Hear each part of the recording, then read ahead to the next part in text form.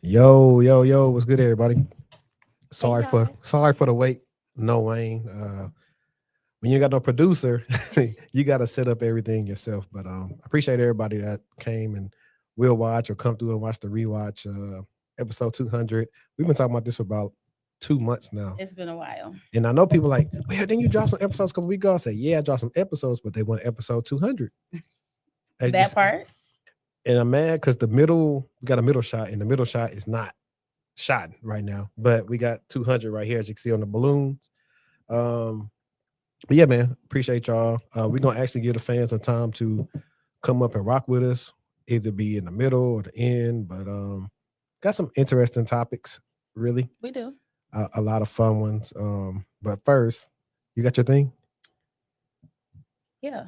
We're gonna do it on the count of three. Okay. One, two, three. Happy episode 200. Oh yeah, you do still got your hat on. Yeah. More power to you. I'm trying to be a little festive, Hopefully I don't regret it when I watch the footage. I don't think so. I don't think so. Let me see. I think we either start off. Well, no, I actually had a couple of icebreakers. Let's get it. What do we have on there? Let me see. No, I love a good icebreaker.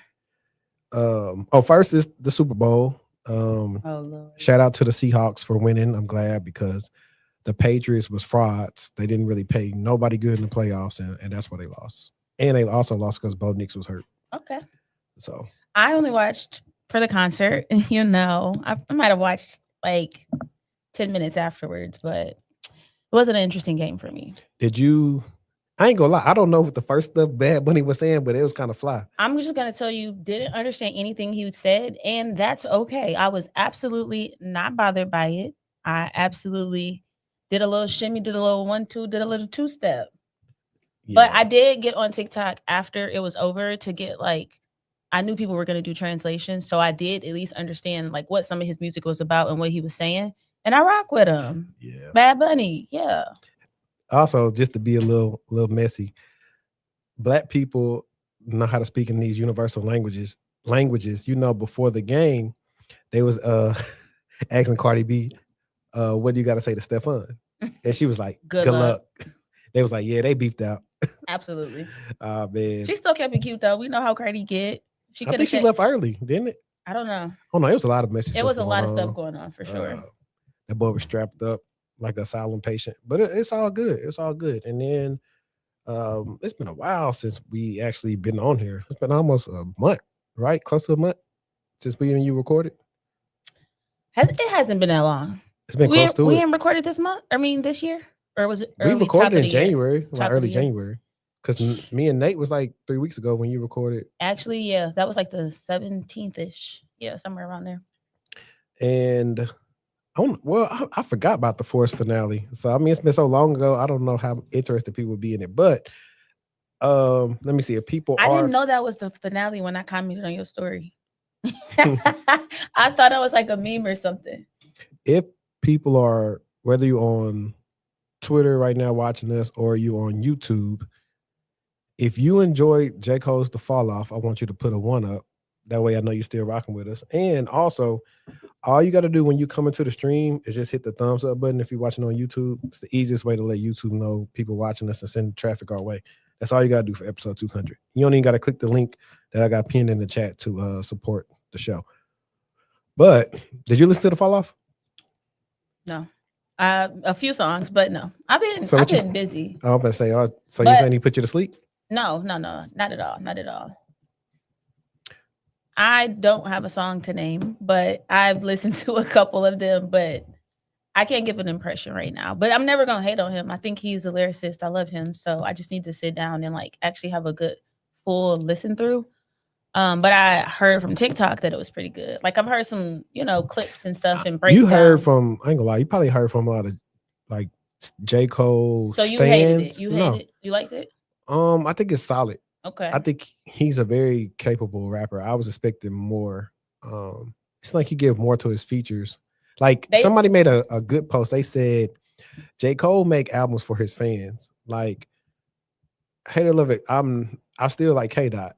Mm-hmm. And K Dot do a lot of things and risk conceptually, but he will have some hits smacked in there and then some other stuff. So he will do that.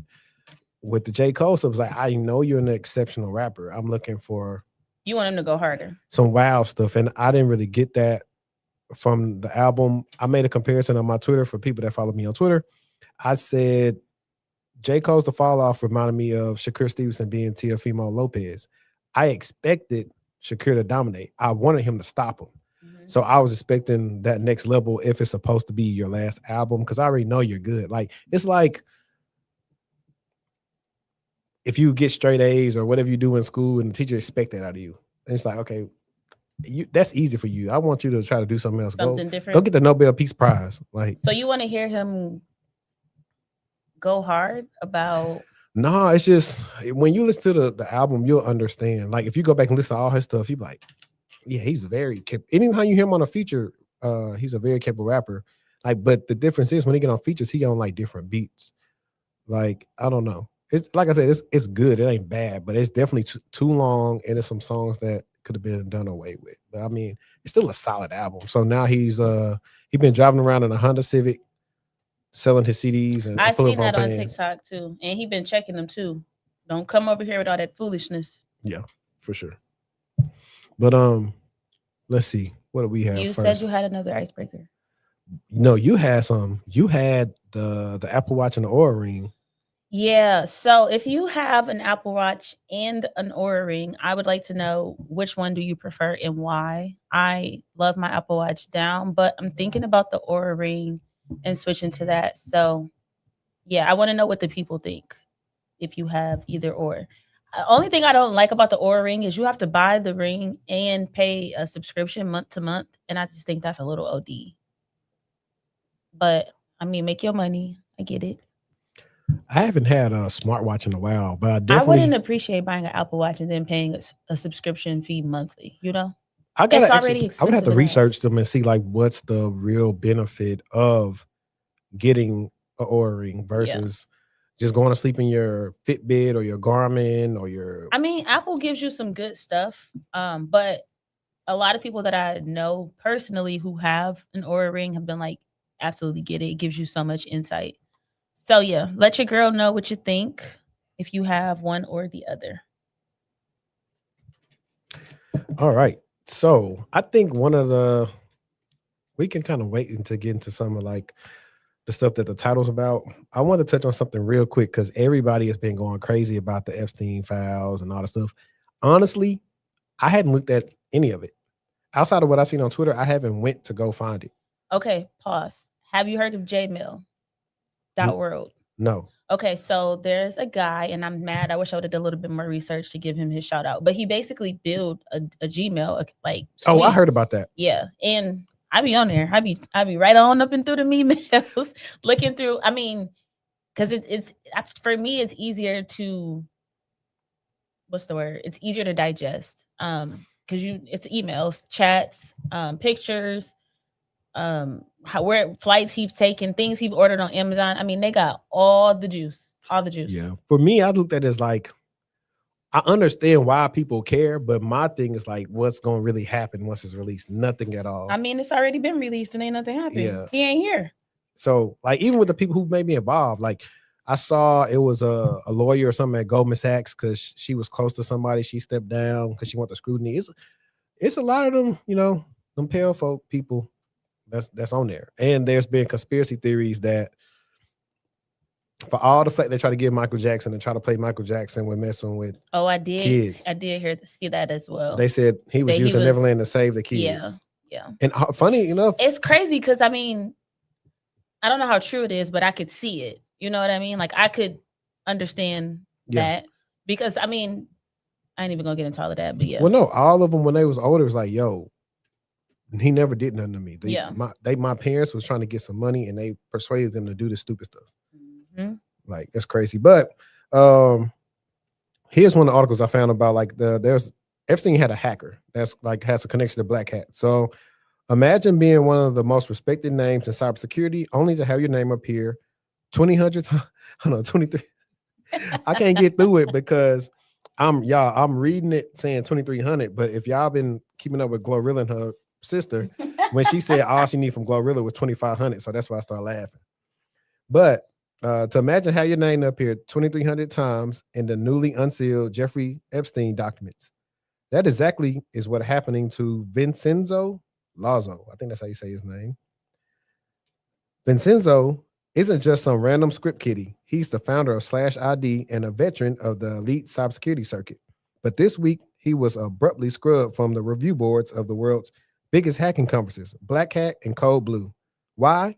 Because the DOJ just dropped a bombshell. According to investigative files, Lozo is allegedly the personal hacker Epstein used between 2014 and 2018. The reports claim that Epstein didn't just want a luxury, he wanted digital leverage. Informants alleged Lazo was tasked with everything from setting up secure communications to potentially more nefarious digital activities.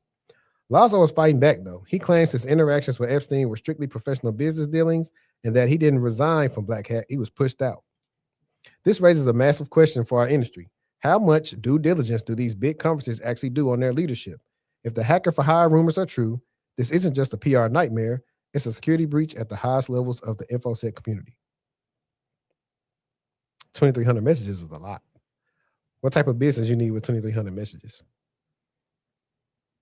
And can he prove that it was only that? Probably not. Probably not. Personal hacker, though. You said that. Personal hacker. Haven't heard that term used before. But I just wanted to point that out. Yeah, it's like bro was on some like if anybody's seen the show Found, you watch Found yet? I heard it was good, but no. It's where the people who've been kidnapped, they all have these issues with either been kidnapped or something happened to them, abducted as a child or a grown person, and they band together to go help other people that are lost and found. It's one guy who's like a hacker. He can't leave his house. Like he'll have a heart attack if he leave the house, like literally. I don't know what that symptom is called, if somebody want to tell me in the chat, but he's scared to leave the house. He's pretty much day hacker. Like he hacking the traffic cams and everything. So it's gonna be interesting because this guy probably is one of one, and he probably know how to cover his tracks well. But there's always some residue left over, and that as we see with that. So, definitely gonna be pretty interesting to see how all this stuff play out as more stuff happens. When we think about, like, I don't know, like, was the Bill Gates stuff, was all that stuff true, or like you don't even know what's true. That's what I'm saying. Like people just throwing stuff out there. How do you know? Zero trust. Trust but verify. That was a good one. I still think about that joke all the time where you was like, you was like Gooey's is DUI. DE&I. That was funny. That was funny. They are. I think that, you know what though? All my life I thought about like wanting to be like a comic or do a comic set. I would probably love to do one on like cybersecurity, working in corporate, all this different stuff. I would try to figure out the material. Let me find out you're finna be on what's it called here? Hyena. What's Hyena?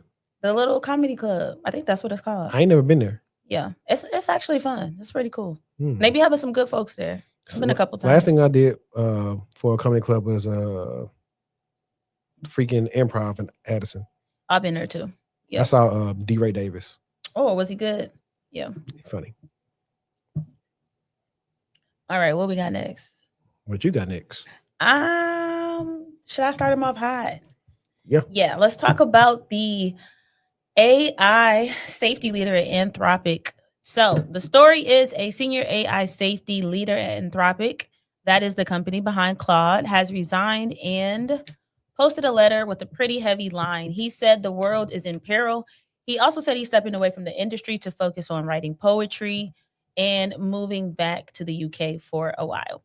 Now, before that becomes a meme, the reason this is news is because he wasn't a random employee. He led safeguard related work. And according to reporting, his work touched topics like why AI assistants can get overly agreeable with users, AI misuse risk like bioterrorism support, and how AI assistants might change human behavior over time.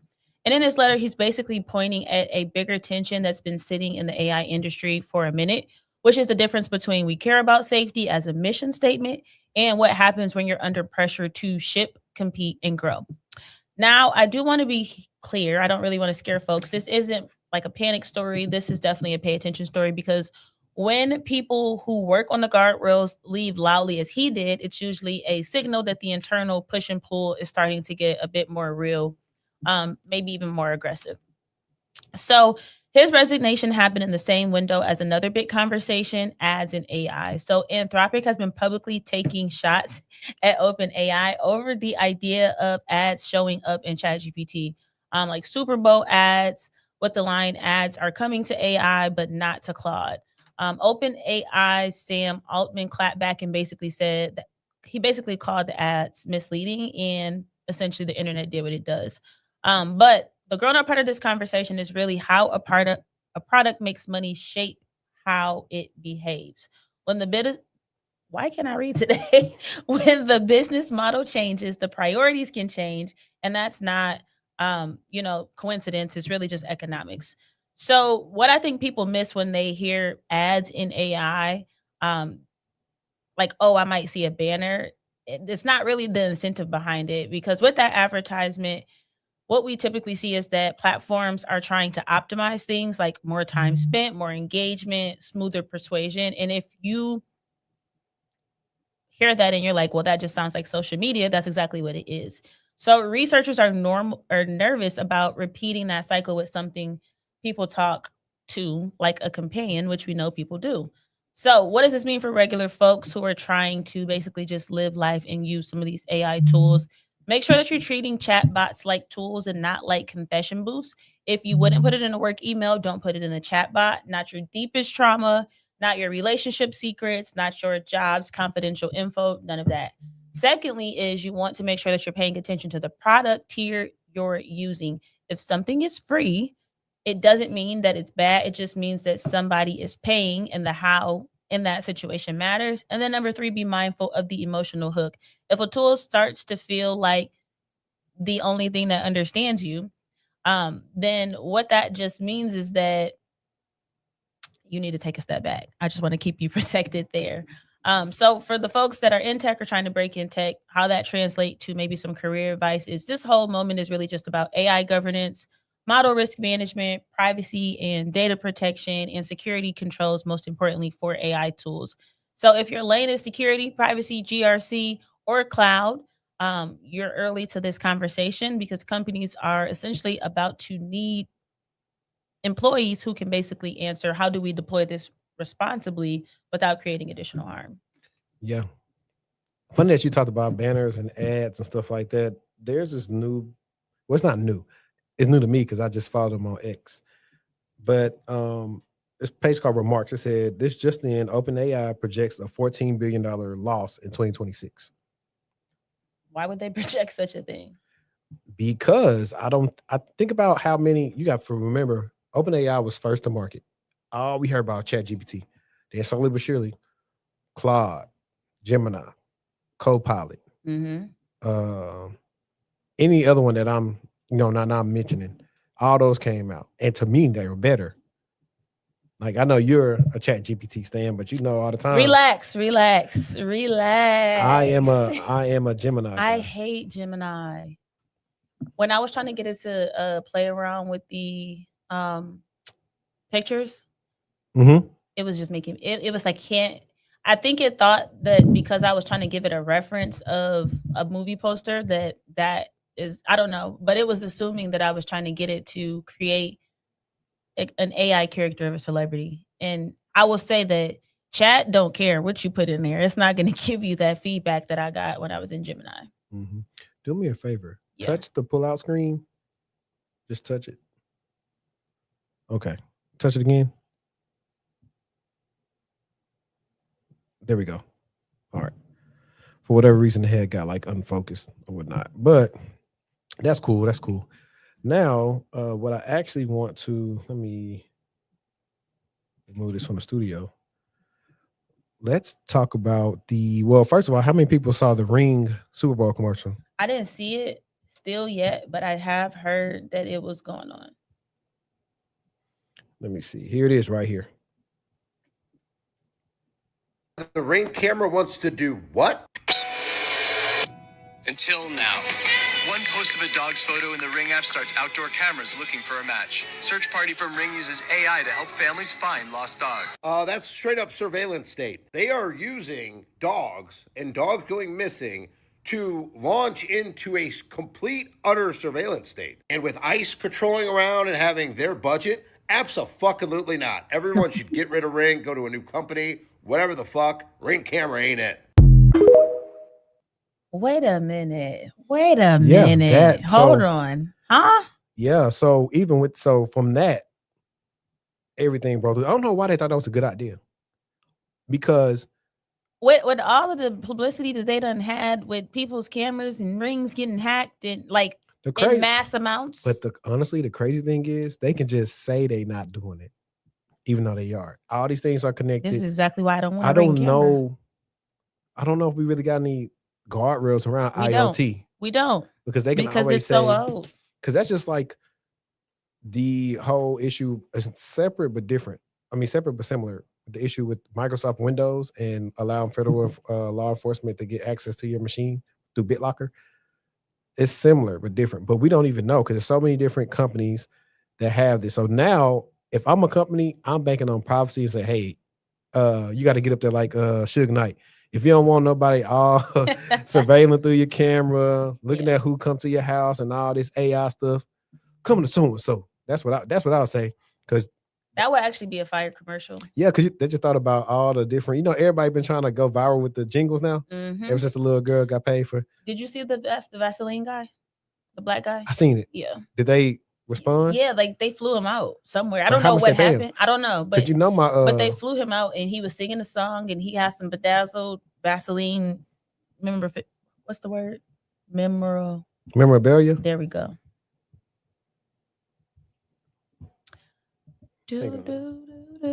Yeah, we like PayPal over Super Chat because the Super Chat YouTube kind of bust that down and they take some money out of that. So PayPal come directly to us.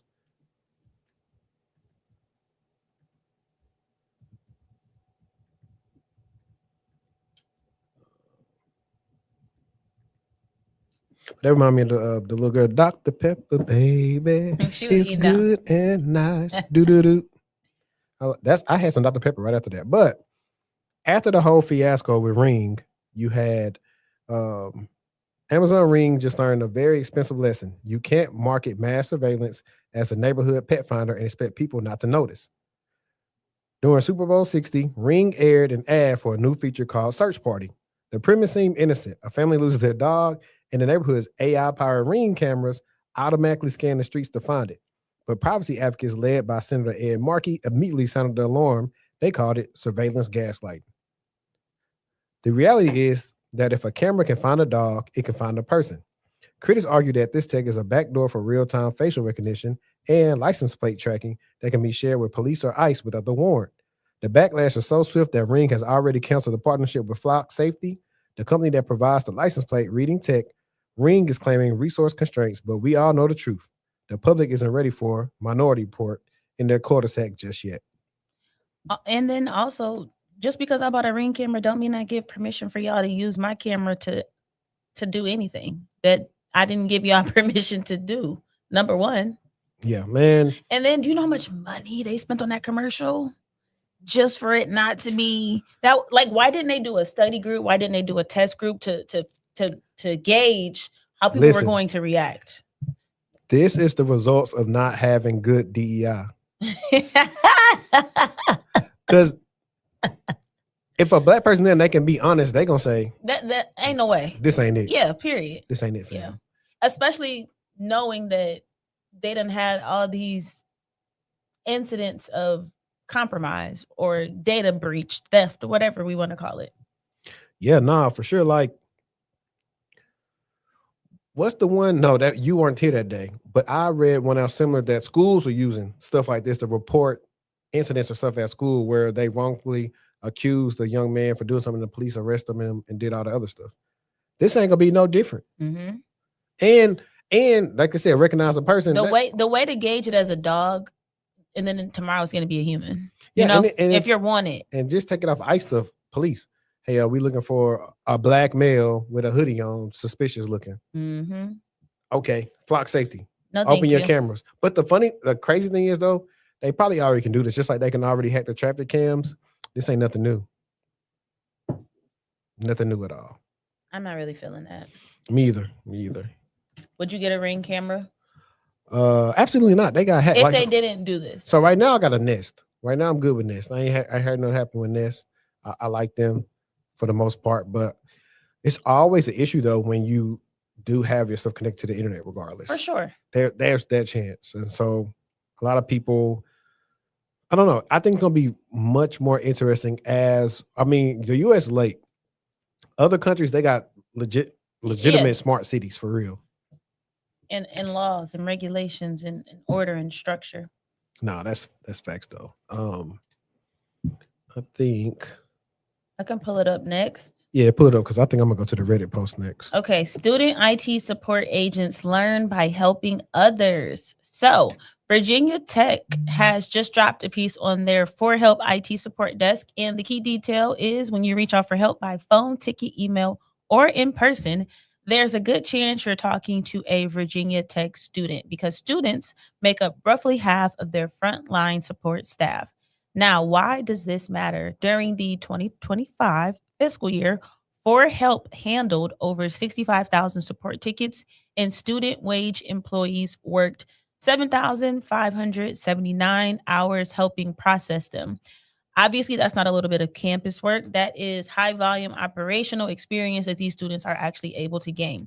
Now, they are also saying that student staffing does help them stay available 24/7, 365, especially during peak times like the start of the semester.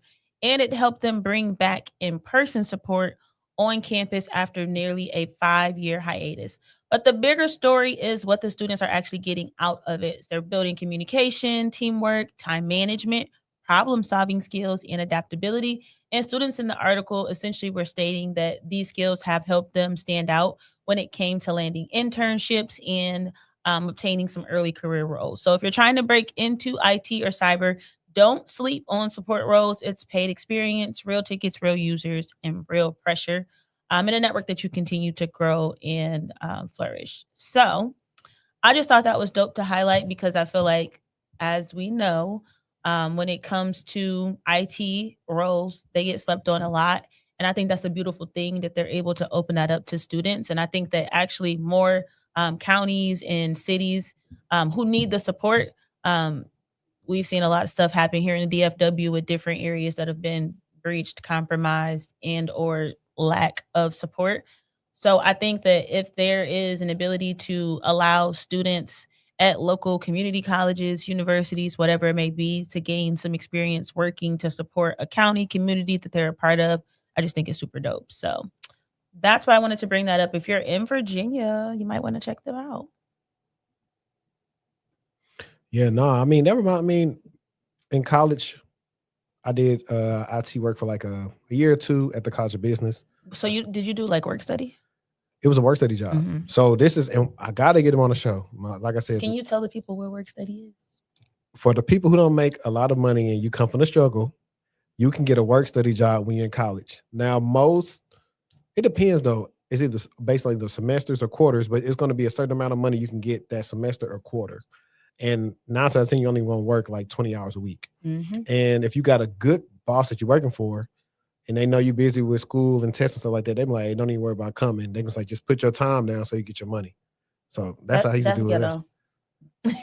Well, think about it. It's not coming from I think it's federal. I don't think it might be coming a little bit from the school, but it's like, hey, these are not hours that I have to do from our budget. It's like a whole separate budget. So he's like, get your money. Like make sure you put your 20 hours down. I will say for the month or for the week. I never did work study, but a lot of people that I know who did it, they were able to have a lot of flexibility and like do homework and things like that. Most of the people that I know were like in an office, not really doing much, or they were like working in the gym or like the fitness center on campus at the front desk, checking people in, stuff like that. Yeah. Yep, at the intramural. Dang, I'm trying to find some. I'll find it in a second. So I've been on Reddit lately. Which one? I mean, like not which one, but like just different ones. It'll tell me different things. I had one that we should talk about HR.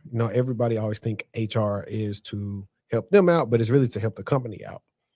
And so I want to tell this tall tale. A friendly warning from someone in HR.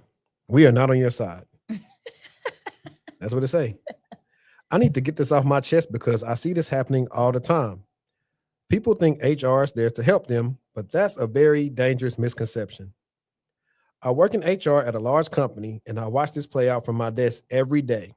When someone comes to complain about bullying, discrimination, or anything else that crosses the line, Our first priority is always to figure out if this could turn into a lawsuit against the company. Protecting the employee is not the primary goal at all. After we make that assessment, we usually go down one or two familiar paths. Start building a case against them to find a reason to fire them, or make their life a living hell until they get fed up and resign on their own. I've seen this happen more times than you can imagine. So, what should you do when you face a major problem at work? First, never report anything verbally. Don't do it orally. Instead, write a clear email explaining the situation to your manager in HR, and always BCC your personal email in the email with a simple question: how does the company intend to handle this situation? Now, I will say, in my experience, like, you could be careful with trying to send something from the org to your personal email because it may not get there. Cute little DLP. Mm-hmm. Just know that much. HR will likely try to call you or set up a meeting. They hate leaving a paper trail. You can agree to the meeting, but you must send a follow-up email immediately afterwards, summarizing everything that was said and any promises that were made. And again, BCC your personal email. They may try to intimidate you, asking what you want or if you're looking for financial compensation. Don't fall into that trap. Never resign. That's their dream scenario because it absolves them of responsibility. They may also dangle a severance package to get you to sign away your rights. Don't sign any papers before speaking with a lawyer specializing in labor law. Your case might be strong and worth much more than their initial offer. The bottom line, HR's job is to protect the company from you, keep a paper trail for everything, and don't let them pressure you into resigning or signing anything without consulting a lawyer first. And here's a little inside secret. It's even worse for us. The most vicious I ever seen the department get was when an HR employee themselves reported a problem. Honestly, it gets very ugly. Take care of yourselves, everyone. That's why the company pays for HR and the workers pay for the union. If HR was intended to benefit employees, the companies would have found a way to make workers pay for it. It is very important to take precautions and not trust anyone, and to always take precautions such as keeping your resume updated, following the job market and available jobs as they come, and knowing the available tools that can help you during an interview. Among them is Interview Man AI, which helps you answer the difficult questions in interviews through a hidden window that gives you a real-time response. This is very useful if the person actually possesses the skill but feels nervous during interviews. Please don't trust any part of the company. I'm not mad at it because people do need to hear that. People do need to hear that because I feel like people that look like us love to. I'm gonna go to HR. I'm gonna go to HR. And not knowing, with hopes that HR is going to support their side of the story, not knowing, like it said, that HR is to protect the company. So I thought that was a good article. Yo, man, let me shout out J. Lou real quick, man, for dropping the super chat. Let me hang on. It's not showing. Justin Time J. Lou. Shout out to you. You know what? Let me do it from StreamYard. That's why I'm tripping. There we go. Congrats to making the 200 episodes, y'all. What y'all think of companies penalizing applicants for using AI? Also, this 29 or 39, LOL, if you know, you know. That's a good one. I'm gonna start the second part first, J. Lou. I'm gonna say I think I actually enjoyed 29 more on the second and third listens because it seemed like it was a little bit more cohesive, even though he was snapping on a couple of joints on 39. Secondly, for the companies penalizing people for AI, they're really not penalizing the people like if you're using AI for your resume. I mean, they do want it to be decent. I would say that much. However, and I've talked to people in interview processes when it's hiring managers, they're saying these people don't even attempt to try to interview or do anything the right way. Yeah. So back to what the HR person was saying using this interview man thing, don't use that. Because now, like, I had to do an assessment the other night. I had to show my camera and had to record my screen. You're not finna out finesse the stuff. Everything y'all do, there's gonna be something to counter it. So instead, you're better off just being honest and giving your best foot forward and losing, hopefully getting some good feedback to get better at interviewing versus cheating. And then possibly all these people starting to put you on this like do not hire list. And now it's even tougher for you to get a role. So that exists too. But for the most part, they don't care if you use it on your resume. It helps you tailor it. And as long as it's not like too generic, I think some people go overboard with it because everybody resume start looking the same. That's what I was. So gonna don't say. have your resume read like a job description, like make sure it's unique. But yeah, That's exactly what I was going to say. I think that when you can tell that none of it is self, I don't know the word, that you didn't put any effort to changing anything. You just literally pasted it into AI and copied it right onto your resume. It'd be pretty obvious. You can absolutely tell, especially because it typically repeats the same terms and verbiage, and it describes the impact and things the same way, even though they're different roles. So I think that is like the part that they're quote unquote punishing. yeah, no. But for I'm sure. gonna say I haven't listened to the J. Cole album. I'm just gonna pick one. I'm gonna pick which one was he talking where he kept calling that guy the bad word? Poor thing. Yeah. Which one is that on? I think that's this 29. I think. Whichever one that is on is the one I'm You voting know, for. so the song I just put on my story, that's on J. Cole too. When he said, "Who the one that put the city on?" Yeah. That's him. Like I said, excellent. Like I'll tell people now, I've been to a J. Cole show. Excellent. Did I understand? Yeah. What go again? Yeah, for sure. Like it was the show when he came to Dallas where Thug was the co-headliner. So we got the rap. Like when I tell you everybody got hyped the rap lifestyle, like to the top of the youngs. But the crazy thing about that Cole concert was that I told everybody, if I'm lying, hold on. Matter of fact, I'm hit the Kevin Gates. If I'm lying, listen, if I'm lying, may God strike my kids down. I told him, I said, hey, we're not gonna leave here until Cole do no role models. So everybody thought the concert was over. He said, hold on, it ain't over. And then he said, hey, point them fingers to the ceiling. And then that first thing first, rest in peace, Uncle Phil came on. For real. Yeah. So period. Okay, so I have an article. It isn't one of our typical or regular articles. It is sponsored, written by the president of Optiv and ClearShark, which is a federal focused security provider. So it's basically giving you an executive perspective to persuade agencies to basically take identity serious. And I've been talking about this for a while, so I'm excited to share this. So cybersecurity in 2026 is not about who can hack the hardest. It's about who can log in and look normal doing it. And that's why FedScoop wrote this particular piece. And they're basically saying that identity is the definitive defense for federal agencies. I personally think for everyone. So what that means is that the network perimeter or the castle wall isn't the main thing anymore, because we're not all sitting in the office. We're not all sitting in one building. We're not all sitting on the same network. We're at home. We're at the dealership. We're picking up our kids in the pickup line. We're doing a bunch of different things. And so the wall basically has doors everywhere. So the real question becomes, who are you? Are you really you?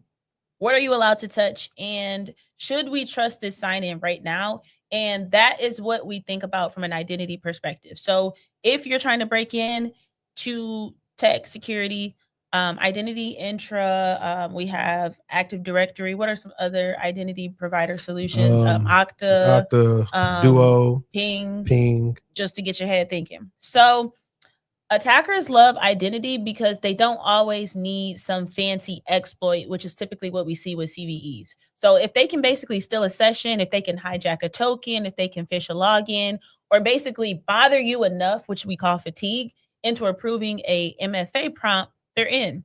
And once they're in as a real user, and everything that they do basically will look legitimate until it's too late. Now, the article is pointing out that AI makes this mess worse because social engineering gets faster and more believable, which means that the scam basically is able to sound cleaner or more realistic. So with that, the timing of this gets smarter, the volume of things go up. So we can't keep defending like we're still basically in 2016. So what do? What they're saying is to push a more dynamic identity setup, which I agree with. So from an identity governance perspective, making sure people only have what they need and access gets removed when role changes. You would be surprised at how many people don't do this. When roles get changes, reassess those roles that you have permission to. The second is behavior checks. Is this normal for this user? I'm going to give an example. If I never log in after 5 o'clock and then suddenly I'm logging in at 10 p.m. 11 p.m., 12 a.m., that should ring a bell or alarm in your EUBA, entity user behavior. Is it analysis system? It should ring that. Number 3 is adaptive access. If the risk looks too high, set up the verification or block it. So if the risk is too high, I might be required to perform another factor of authentication, or I might be blocked altogether because it's just too suspicious and that risk is too high.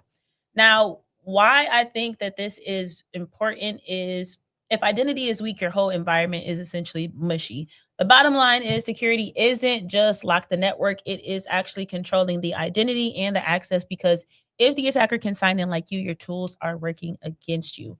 So when we think about zero trust, there are 3 core principles.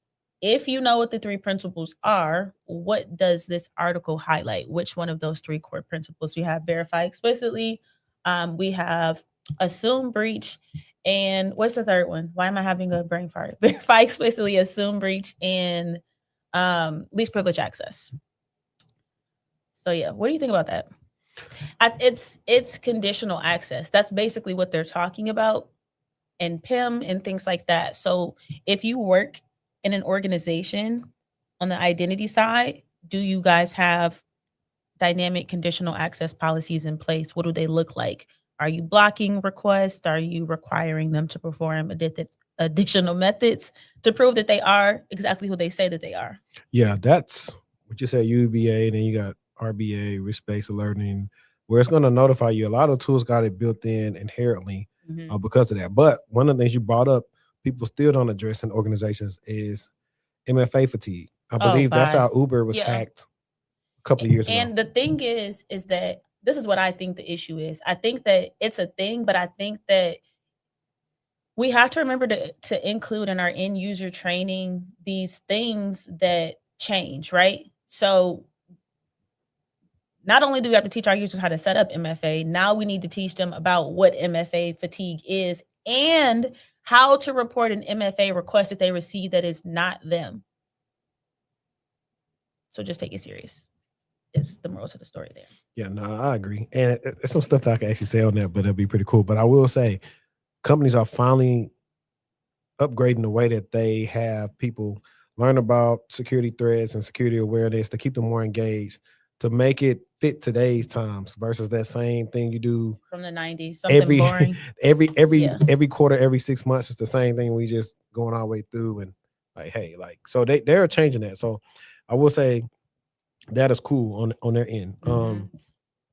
Let me see, because I got some cool stuff for y'all guys. I decided to make this a little bit more interactive, and we're probably gonna drop the link in a bit and have some fun. And if people that rock with us and are still watching the show and y'all up, we'll let y'all come up. But let's see what else we got. I think this is a good one, and because you know how you have all these people trying to act like they so morally better than us. Now, meanwhile, they posting this on Facebook, but telling us about data centers. Not realizing Facebook, all the stuff is powered by a data center. But let's listen to this.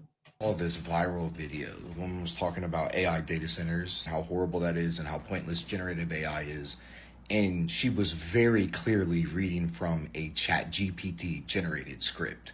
And this is something that has been bothering me to no end for the past year, really. You can tell when somebody has a ChatGPT generated script. Like, I don't think everybody can. It's one of those things that when you see, you can't unsee. The cadence, the style, there are these literary tools that the LLMs just abuse and overuse, and we can see those grubby LLM fingerprints all over everything that you're saying. The sheer number of people that are clearly reading off of these scripts and not changing much about them, it stands out to me as somebody who appreciates like unique writing and unique storytelling perspectives. And it really bothers me because I just hate the way that it sounds. It just doesn't sound like a unique voice. Does that make sense? And maybe I'm a snob about this sort of thing. I don't think that there's anything wrong with scripting either, by the way. I think that scripting is a great a great method. I think it's a great tool, especially if you're trying to make a lot of different points that are maybe complex or nuanced. It's just so annoying and so boring and void of any sort of interesting human aspect. I mean, it sucks my soul out to listen to, even if great points are being made. Anyways, I think it always sounds bad and inhuman, but I think it's particularly hypocritical to be making anti-generative AI videos while AI generates your script. That's kind of ridiculous. Make content, please, please. Short form, long form, doesn't matter. Please come up with your own idea. It's killing me. It's killing me, and it's eroding the minds of every human being that comes in contact with it. I agree. It stopped playing. Yeah, I removed it. Oh, cool. Yeah, no, I agree. I think everybody is acting like, oh, like remember I said we're gonna do the deep dive one day about data centers, and definitely how we want to research. What's the one that all the data centers is in? U.S. East 1. Freaking, is it Arlington, Virginia? Somewhere. I think it's Arlington. But we're gonna research how they're thriving and how everybody just thinks all their resources are gonna be messed up because they get a data center, and not by the stuff that's already messed up in the environment. I just hate that there are so many. I hate that people see one video and they immediately believe whatever it is that's being talked about without actually, like, bring back research, bring back critical thinking, bring back curiosity, bring back other resources outside of chat. Now, don't get me wrong, I love me some chat, but Google works too. There's other resources that you can use to get information and to gain knowledge. So I agree with him wholeheartedly. Yeah, and you can also, like, so my friend Benny, I didn't share his because his was shooting at Deontay and the other Justin dude, where Justin is clearly using ChatGPT. Now I don't know if he's scripting out his stuff and using ChatGPT to clean it up, or is he straight doing prompts and using it. But I can only tell. Like, I've had the script stuff out, like for my LinkedIn learning course and other things. I had to script out my intros and everything else out, or like for certain videos I've made, I've had to script them out myself. So I can tell. I don't think it's anything wrong with using it as a tool, but I think you need to go in and make it you. But here, where it could be wrong, if you using it and then acting like they're your thoughts, and like you are a subject matter expert on these things. Please don't do the subject matter and appear to be smarter than what you are. Yeah, because that's all. Because all you can say is what it told you. There's no rebuttal after that. Right, and so that's why you can always say, it's like, that's how you can tell somebody used it. So I like he was coming straight off the dome. He's that guy, by the way, is has a doctorate in astrophysics. He's an astrophysicist. There we go. So he's, I guess you would say, smart. Okay, my turn. Uber Eats launches AI assistant to help with grocery cart creation. My type of party. Uber Eats announced a new AI feature, Cart Assistant, on Wednesday, designed to fill customers' grocery carts faster and easier. The beta version is now available in the app. To use a new chatbot, users search for a grocery store in the Uber Eats app, and they tap the purple Cart Assistant icon on the store's page to begin shopping.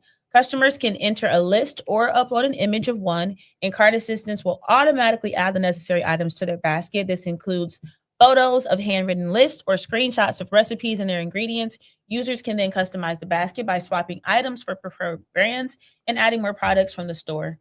Uber Eats notes the Cart Assistant uses previous orders to prioritize familiar items like your usual milk, your favorite oatmeal, to make the experience more personalized. Users were telling us they wanted a quicker way to shop, and we know how precious your time is, Uber CTO Praveen Nepali Naga said in a statement. Cart Assistants help you get from idea to checkout in seconds. Cart Assistants could help Uber Eats better compete with other food delivery and grocery apps that are already integrating or developing AI chatbots. For example, Instacart launched an AI search tool powered by OpenAI's ChatGPT in 2023 to help customers save time and receive personalized shopping recommendations. DoorDash was also reportedly testing an AI chatbot called Dash AI that same year. Last year, both Uber Eats and rival DoorDash integrated with ChatGPT to streamline food ordering, with Uber Eats US users can browse local restaurants and menus in ChatGPT, then complete their purchase in the Uber Eats app. DoorDash's integration allows users to request meal plans and automatically add all necessary ingredients to their DoorDash order. Notably, Bloomberg reported in 2023 that Uber Eats was developing an AI-powered chatbot that would supposedly ask users about their budget and food preferences and help them place an order. Overall, Uber Eats is rapidly investing in AI, including tools for merchants like AI-generated menu descriptions, enhanced food photos, and customer review summaries. Pause. I am a stand for this. However, do not put any AI enhanced food photos on there. I want to see what the plate look like. Please don't get me hyped to get this crab boil and it's an AI picture, please. But overall, I love the idea of this. I'm a DoorDasher, so DoorDash step y'all cookies up so y'all can get like Uber Eats because I love that idea. We see recipes all the time, and I think if it were as easy for you to upload a picture of the ingredients of that recipe and just put it in your cart without you having to search for 20 different things, I think it would make cooking a lot more easier for folks, or maybe folks will be a little bit more likely to do it because they have, that ease of obtaining whatever it is that they need to complete the meal.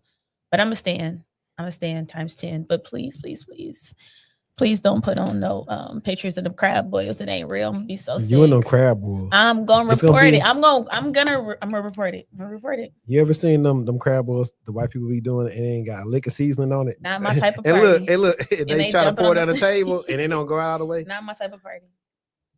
Nah, man, that's crazy. But let me see. There's a lot of stuff we can actually get into because so Amazon and Meta are changing their performance reviews. And normally, guys, if you hear anything about performance reviews changing, that's the way they're gonna leverage on how to get you on out of there. If you work at a big tech firm and your performance review suddenly feels like an interrogation about how much you use AI, you might want to update your resume.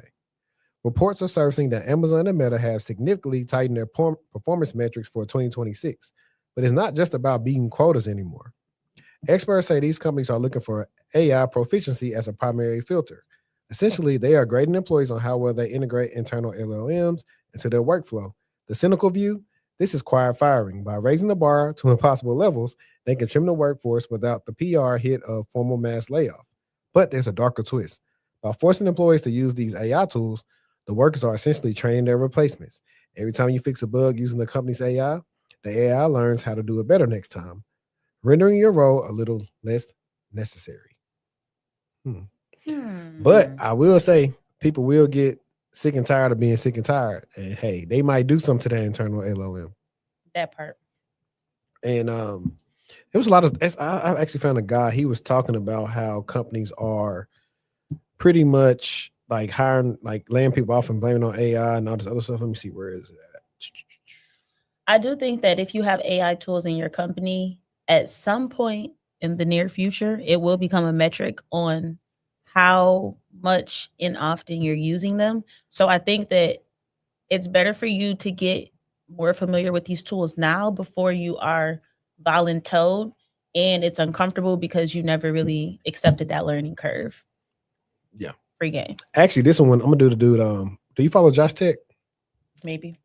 Anyway, he was working at Amazon and just got laid off. So I think this is actually funny. Well, not funny that he got laid off, but the way he be talking make it funny. Listen, I don't want to be messy, but I have to get this off my chest because it's still making me mad to this day. When I got let go from Amazon, I thought about all the cool times, all the fun times I had traveling, doing stuff cool. The previous Friday, the entire team got together, went out, had a great time, had drinks, stuff like that, got a little tipsy, got a little, you feel me? We had fun.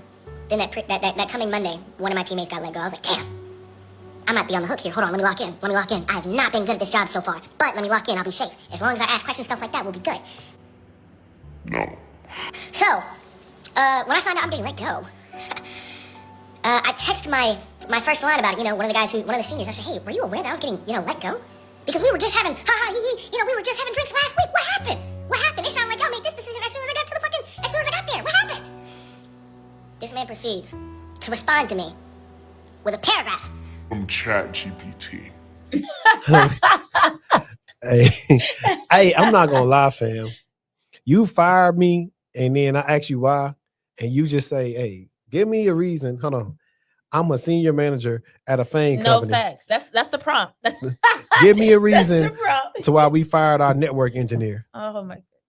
And if it's hooked up right, it probably can pull in the reason because y'all ain't got that data secured. Hey, tap into the API for Workday and pull out his goals and metrics and see what he ain't do and throw it in there. That's so sick. I'm sick they getting off like that.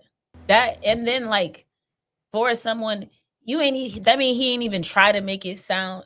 The prompt didn't say make it sound personable or But I yeah. ain't gonna lie, when you work with some people, you know how certain to people talk. Yeah, Like, come on, you ain't that. You don't even talk like that. You're not Stephen A. You don't go on tirades like that. Yes, I will say this again. He proceeds to respond to me with a paragraph from ChatGPT. I knew it was ChatGPT because it had them dashes in it. And it didn't seem human. And I was like, damn, man, I'm cooked. I didn't even, and like I said, I'm not trying to be messy. I'm not naming names or nothing. I just like, damn. That's how y'all be? I could have sworn we was homies. The way we was acting, when we, you know, you feel me? But no, wasn't like that at all. And listen. It's the for I me. know, but bro was only was working there only like a month or two. Oh, that's even worse. Yeah, Just when you start to normally when you get brought on is when they like not trying to lay you off at most times at our workplaces. just when you get comfortable and you want to order that crab boil. Bryson said he's low key tired of AI. Where's J. Lou at? He said AI is a metric already. Yeah, he said a metric for them already. And then this guy said Guardians Protocol podcast said Amazon and Meta firing people so they can save money to buy GPUs, chips, etc. to appeal to the resources needs to their business to business customers. That's where the bread and butter is of companies. I feel you, Melvin. So is this Gabe? No, it's not Gabe. Oh. Gabe's supposed to say Gabe. I just said Melvin because guns I'm and talking butter. about most recent. Congrats, y'all, in the chat at the bottom. I don't see that. What's that on? In the comments. Yeah. That's Gabe. It gotta be. Yeah, it just came through. It didn't show me through StreamYard, man. Appreciate that. It's like delaying showing coming up on our end, on the StreamYard end. And then there was another guy. Let me see. This one right here. People are getting fired left and right, and their bosses are blaming AI, right? So you had 16,000 people laid off at Amazon.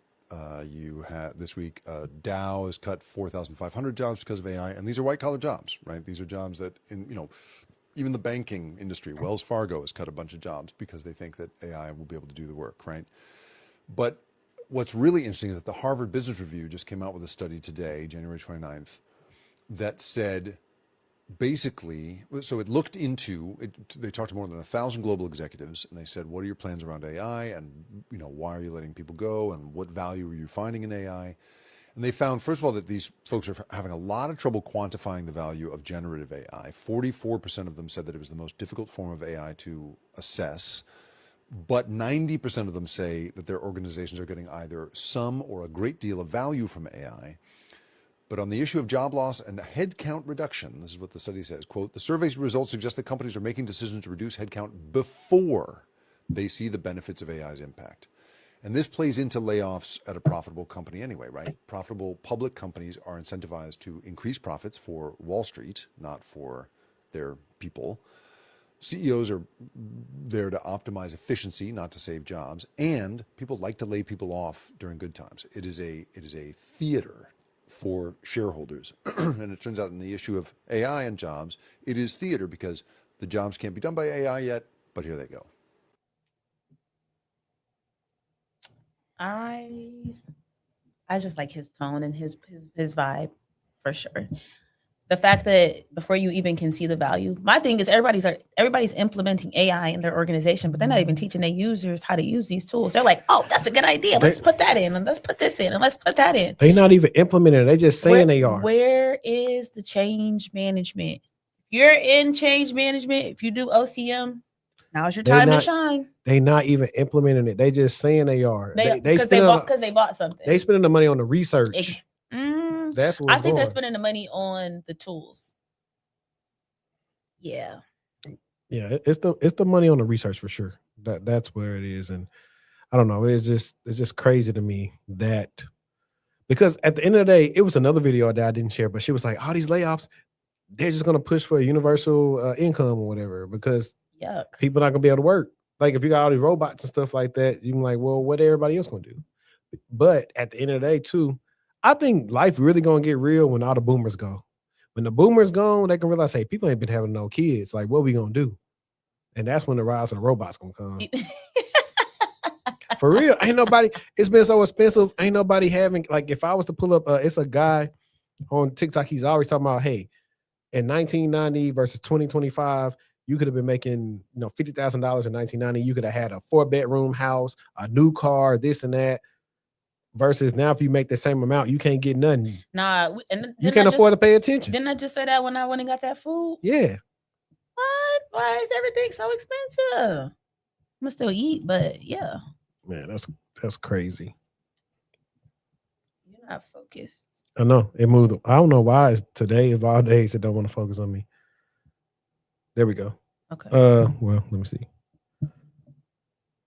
Do it again.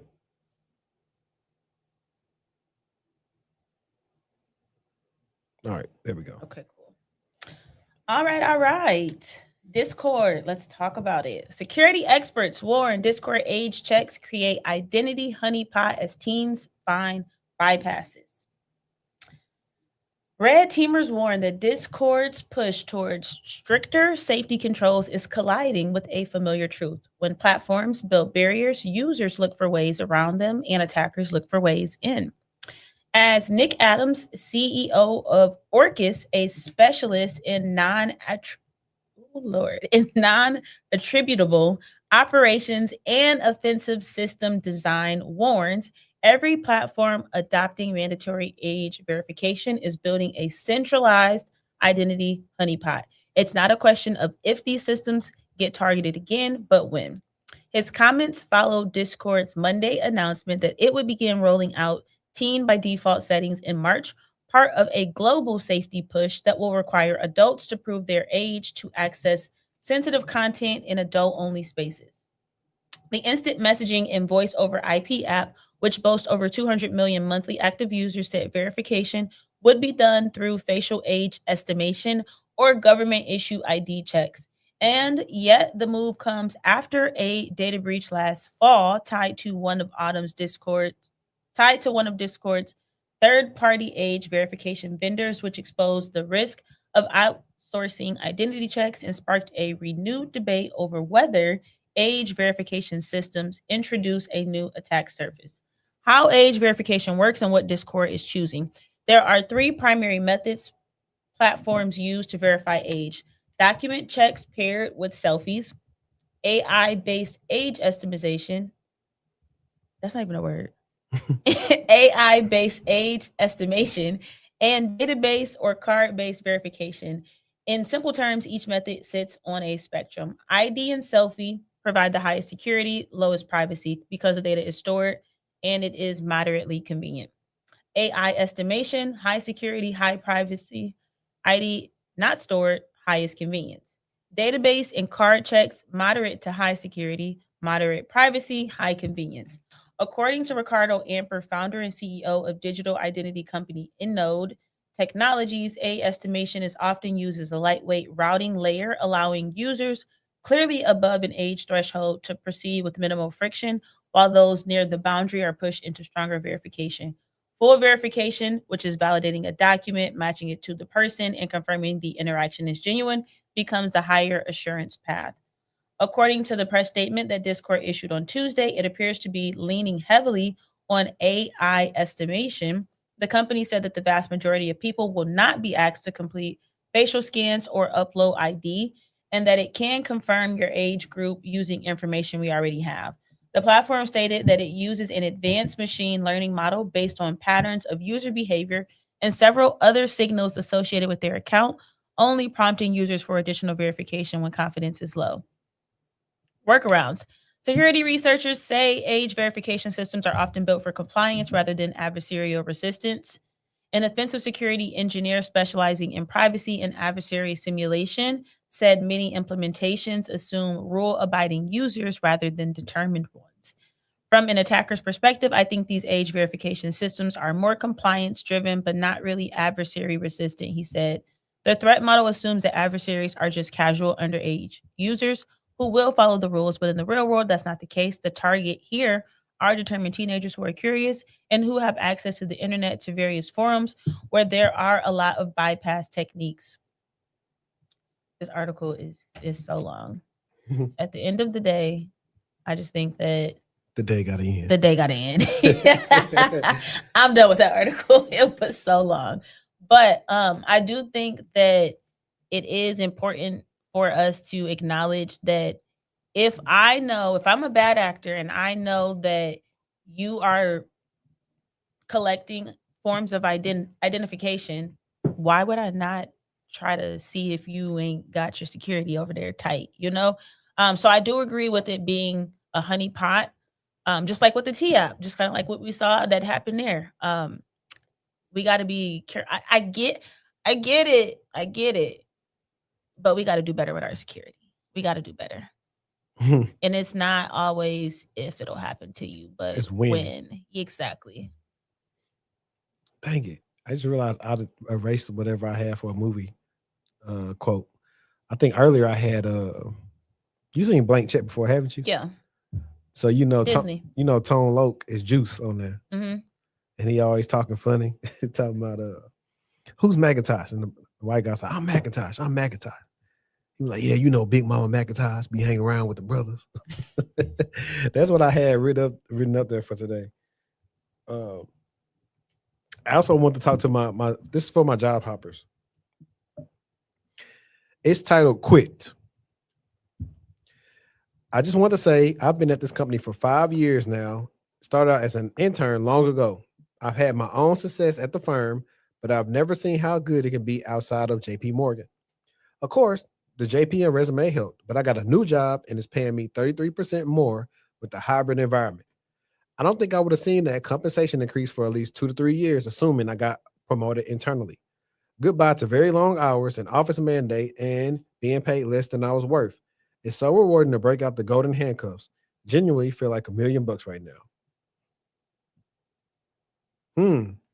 Let's see. I almost doubled my income by leaving. JPMC didn't respect me. Low salary, bad benefit package, no leniency in breaking their arbitrary and restrictive pad rules, which shouldn't even apply to me in the first place. And you know what was worse? When I accepted the job out of despair, the HR guy said that there's no relocation support. They didn't even buy me an Amtrak ticket. When I finally got a new job, the new place got me a plane ticket, free housing for a month, and free location service. Things make one feel at home, and the company put their best effort at work. I wish the cheap JPM management would understand. Yikes. But yeah, if you're thinking about leaving that job, leave, because matter of fact, listen, I'm here to tell the truth. Leave is crazy. Well, you gotta think about it. It's a lot going on right now. You barely, but I'm not saying quit. I'm saying you get another job. Okay. Be specific, because the people gonna do what you say literally. Yeah. I mean, free yourself like Fantasia say, but most companies only give you 3% cost of living adjustment every year. If that. Exactly. I remember one time I got a 22-cent raise and I knew I had to get about that job. 22 cents. At some point, you may have to just go ahead and do the Charleston White and sue your company. Find some loophole and get paid. 22 cents. And I actually forgot to comment this on the HR thing, but I have a close friend that had a situation where I think they was wrongfully terminated. And they was in the right to where the company settled out of court for some money.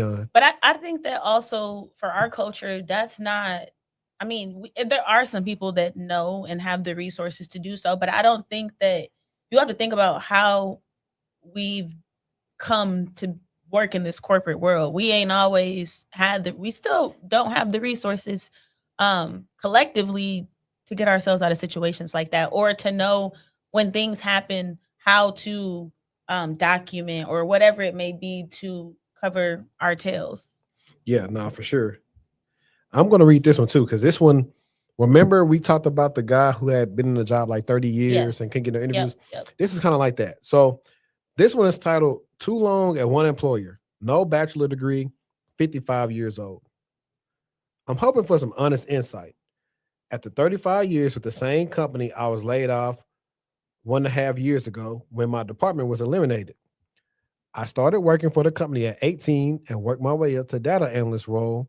Over the years, I received extensive employer-sponsored training and continually expanded my technical and analytical skills.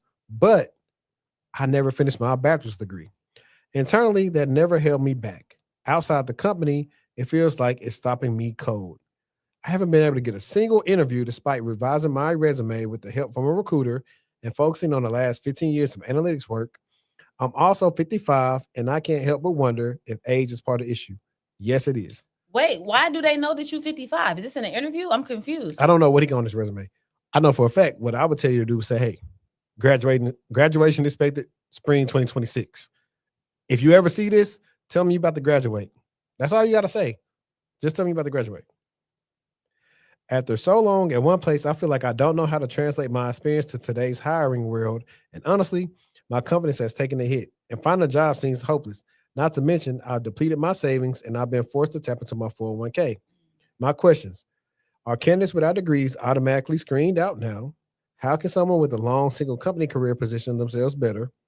What actually gets someone like me past the resume screen? I really appreciate any candidate advice.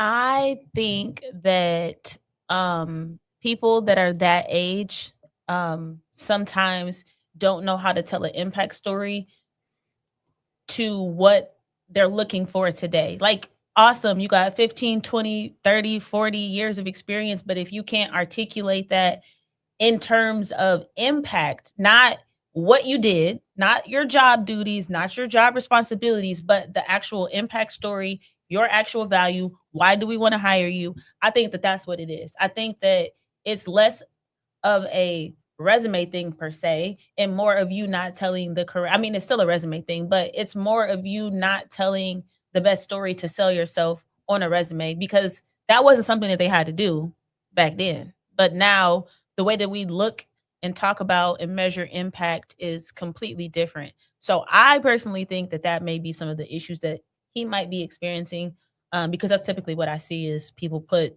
the job duties on the job description from the resume as their bullet points on their resume, and that translation isn't the best. No, facts though, because I think what stuck out to me, he said he worked his way up to data analyst. So that means you probably wasn't a lead or the manager of that. So, and we need to, somebody, look, even if you watching in the chat right now, put in here or remind us that we need to do a deep dive on discrimination, but not this discrimination from your resume. We need to research people who've been discriminated against once they get on the Zoom call. Mm. And that's hard to prove. That's a tricky one to prove that you were discriminated against when somebody said, oh, this person is 60. So, but if this person was doing something for 15 years, they're expecting, okay, a 15-year person should be maybe a mid, senior manager, director. But you should be sharp too. You should be sharp. Absolutely. That's why you have to. You can't be stumbling. Yeah, but that's why I tell people, hey, don't stop interviewing.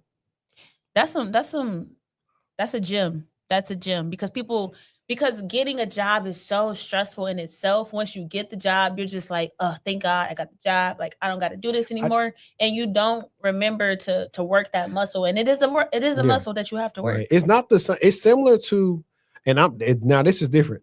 Disclaimer, I'm not telling you to do this part. People who have been married a long time get divorced and they get back in the dating world. They kind of forget how to date or talk to somebody. So I'm not telling you while you married to somebody to go actually try to get numbers and talk to people. I'm not telling you that. So that's the difference between dating and all that kind of stuff. But that's like the similarity. Like, you've been with one person for 20, 30 years. All the stuff that's happening now, you don't know nothing about that. Mm-hmm. And that's similar to if you 55, now you're trying to figure out how to even get attention. And if you ain't interviewed in 15 years, 10 years, yeah, that first interview gonna be ugly. Right. So one person said, when you got years of experience, the hiring manager ain't worried about your collegiate status. It's not really the hiring manager though. Some of these things are hard filtered out if you don't have your degree, if it's asking for a degree.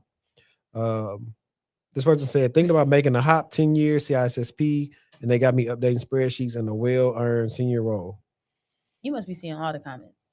Yeah, Okay. I'm in StreamYard. Okay. I think you could be in the background too. I can't remember Yeah. if I gave you access to that. Let's see. Somebody said, tell the man to bend the truth. Bryson said, definitely get your degree. And this is another, I mean, we've had so many episodes about this, and I said go get your degree too. you have people on both sides of the fence. You have people that say, well, why everybody who telling you getting the tech, you don't need a degree, but they got that degree. And a lot of us say that from a standpoint, just saying, at least early on, beginning, you don't necessarily need it, but you should get it if you want to elevate. Because with all this AI talk we've been doing, now they are looking for the problem solvers and the people that can make impacts in other ways, that know stuff. They're not looking for the stuff that AI was replicating. They're looking for people that actually know their stuff, that don't need to rely on AI to do their job. So that's all I'll say. But I wasn't finished with the Reddit. It was an update. The guy said, thank you for the advice. Yes, I'll consider finishing my degree and could complete in about a year. In hindsight, I probably should have pursued it immediately after the layoff, but at that time I was grieving and not in the right headspace. My father had just passed after I cared for him for 10 years. He had Alzheimer's and was like my child. Losing him while simultaneously losing my 35-year career was a lot to process. While I was on FMLA during his final days, I began receiving texts that my boss and coworkers had been let go. I understood what was happening. The company brought me back briefly to train others, which I appreciated. I've started researching what it would cost to finish my degree. My hesitation is investing money I don't currently have without clear evidence that it would meaningfully improve my chances of getting interviews. Ironically, if I had completed my degree 25 years ago, what I studied back then would likely be irrelevant today. Right now, I need to rebuild my confidence. I never felt this discouraged or unsure of myself. The constant rejection has taken a real mental toll. Even if I land an interview, I worry about how I perform because my confidence isn't where it used to be. And I agree with many of you. This is about networking. When hundreds of resumes are submitted for one opening, the odds aren't great. I need to find ways to stand out intentionally and strategically. Thank you again for your thoughts and advice. And he did this post it was one day ago. Awkward Buffalo _9203. Make sure your LinkedIn is good. I don't know who you work for. Go to their competitor. Go to the competitor. People love to hire you if you worked at a competitor. No, that's facts. Always. And especially if there's been a mass layoff, sometimes they'll try to hire, they'll ask like, who's your team? Who are some other people that were impacted that we could reach out to? If the competitor was better than them, and on top of you already understand that industry, you're a good fit. Mm-hmm. I've been able to be in the industry that I'm in currently right now because I worked at technically competitors. I left, like when I tell you my process from leaving Goldman Sachs to JPMC was like that. Oh, Goldman Sachs applied. Hey, you interested? When you want to start? When you want to start is mood. They ain't what they said, but that's how easy it was. Yeah. I have one more. India shortens social media takedown. Let me see. This isn't too long. Okay, so the title is India shortens social media takedown timeline to 3 hours. So India's government says social media companies would have to take down unlawful content within 3 hours of being notified about it, tightening on Tuesday an earlier 36-hour timeline in what could be a compliance challenge for Meta, YouTube, and X. The changes amend India's 2021 IT rules, which have already been a flashpoint between Prime Minister Narendra Modi's government and global technology companies. The new regulations will take effect from February 20th. The move reinforces India's position as one of the world's most aggressive regulators of online content, requiring platforms to balance compliance in the market of 1 billion internet users against mounting concerns over government censorship. The government directive did not give any reason for the change in the timeline for takedowns. It's practically impossible for social media firms to remove content in 3 hours, said Akash Karmarkar, a partner at Indian law firm from Panag and Babu, who specialize in technology law. This assumes no application of mind or real-world ability to resist compliance. India has taken many steps to control online speech, empowering scores of officers in recent years to order content removal. This has often drawn criticism from digital rights advocates and prompted clashes with companies including Elon Musk X. Thousands of takedown orders. Facebook owner Meta declined to comment on the changes, while X and Alphabet's Google, which operates YouTube, did not immediately respond to requests for comment. There is mounting global pressure on social media companies to police content more aggressively, with governments from Brussels to Brasilia demanding faster takedowns and greater accountability. India's IT rules empower the government to order the removal of content deemed illegal under any of its laws, including those related to national security and public order. The country has issued thousands of takedown orders in recent years. According to platform Transparency Reports, Meta alone restricted more than 28,000 pieces of content in India in the first 6 months of 2025, following government requests it disclosed. This rule was never in consultation. International standards prove a longer timeline, a social media executive said, on condition of anonymity. The amended rules also relaxed an earlier proposal that would have required platforms to visibly label AI-generated content across 10% of its surface area or duration, instead mandating that such content be prominently labeled. What do I think about that? I'm not mad at what they're trying to do at all. I understand what they're trying to do. I think that the 3-hour time frame is a bit short, maybe somewhere between like 5 and 6, but also that would require companies to hire more people to review this particular content and respond to those particular requests. But I'm not mad, but 3 hours is like, will you get fined? What will happen? You know, outside of that 3-hour time frame, and if it is a monetary consequence, that's touchy. That's a lot of money we're talking about. But I'm not mad at what they're trying to do because I get it. But 3 hours from somebody who works in tech is crazy. Yeah.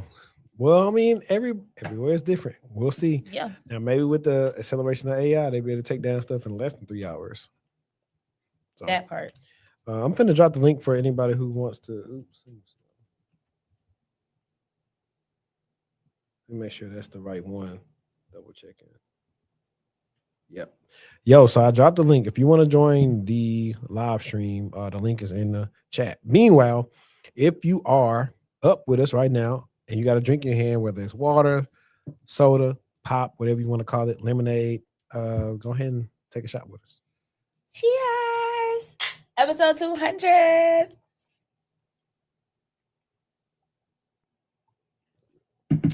Let's go. Let's go. Before we get to the end, though, I feel like we got to give them a few Black History Month quotes from, like, it could be a movie or whatever, but just research that in your spare time before we close out. You said Black History Month quotes? Or like something in honor of Black History Month. They don't have to be Black History Month quotes, but like some NWA in there, you know. I instantly thought about Rosa Parks ain't doing nothing but sit down on a bus from Barbershop. Said Jay Turner. Yeah. But I don't know. It definitely. I mean, if I should have, you should have told me that because I would have downloaded the Brawl with Chairs. What's that? Alabama, or Mississippi? The who? Remember? Oh my gosh! When the dude brought the chairs out and they beat all them people up. Dang! I know what you're talking about. I can't think of the name of it. Yeah. I know what you're talking about. Yeah. Kendra, we were just talking about you earlier. It was. You're gonna live a long time. What was I gonna say? Oh, I didn't tell you something cool. So you know, I went to the National African American Museum, right? Mm-hmm. Guess what I got while I was there? A Basquiat sweatshirt. Okay. My favorite artist. So super excited about that. Shout out to him. Happy Shout out to Jay-Z. Jay-Z, the new Basquiat. You know, no comment. He wears hair just like Basquiat. And no comment. He do. I didn't say he did. If you think Jay-Z, I didn't say he did. But listen, if you think Jay-Z wears hair like Basquiat, put a 1 in the chat. Because he definitely think he Basquiat. I don't know. I think like Black History facts, like we need some current ones. Like, who is the first Black person that said just keep on living? Or Oh, we should have did some famous black things that, whatever. What am I trying to say? Help me say it. How to say you black without saying you black? Yeah, like when we say, God is good. All the God is good. You feel me? Kevin Hart. And looking around. But like stuff like that, people will just know. Yeah, we can do a segment right now. I'm trying to think of some more though. I know. I can tell. Let me see. We gotta wait till. How about Malik get connected? How about turn the oven light on? You talking about look the oven light? The oven light. Or the microwave light for the night light. Well, the same thing. It's the same thing. Or I don't know for a fact white people don't do this, but black people, you know how you go check back in the day, how you used to go check the weather? You go open the front door, stick your hand out. It's either cold or hot. Or what about the kitchen is closed? That's a black thing. That's a black thing for sure. Absolutely. Or who was the first black mama that said, when we get in this store, you better not touch nothing? Don't ask me for nothing. That's universal. Yeah. It's in the blood because ain't nobody teach your mama to say that. It was like, why did you say that? Unprovoked. Or who was the first black mama that said, you got some McDonald's money? Definitely probably mine's. Like no matter where you from in the States. Do you got some McDonald's everybody money? Mama said that. And they was like $2.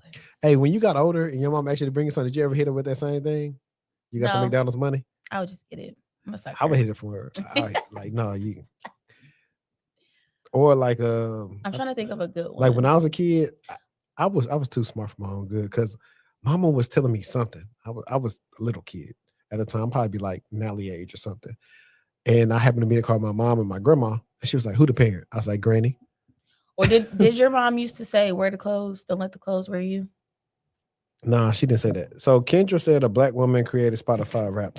I don't know. She did. I don't know if that's true or not. Well, I saw somebody who claimed that I've seen it before too. I don't know if she's the person, but if she's the person, I did see that. And she said she was an intern who created it. And basically she never got credited for it, which is how it be when you work for a company. Because if you create it while you work there, it belongs to them. But I still think it would have been dope. Somebody still can interview her about that, honestly. It ain't too late. Yeah.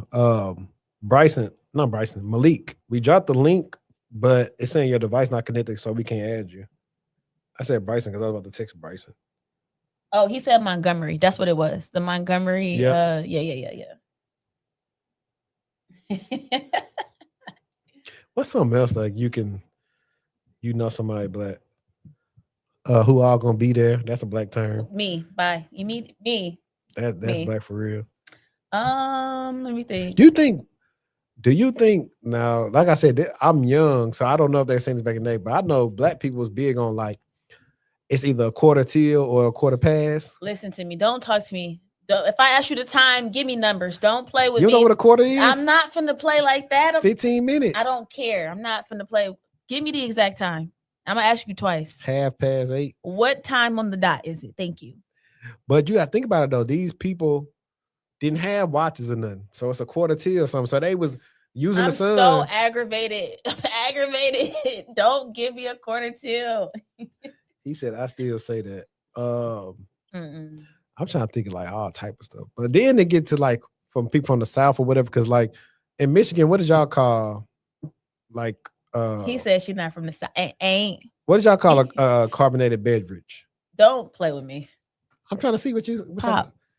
You know what's funny? If I say soda, my friends are gonna laugh. They're gonna be like, "Girl, quit playing." But you know what's funny? Was that all throughout the state, or was it different? No, everybody says pop where I'm from. I never heard nobody say soda. If they trying to pretend like they say soda and they're from the north, I think that they're fronting. But so here's the thing. So I'm from North Louisiana. We said pop. In New Orleans, they say cold drink. I heard that. Yeah. So that's why I was asking you because it's different. Like, hey, but some people say soda. Or like we would say dollar, they would say you got a buck. Even though I know what a buck is, but it was. I'm saying dollar too. It was different terms. Give me a buck. You got a buck for a cold drink? Okay, I've heard a $1.50, but you heard me, yeah. So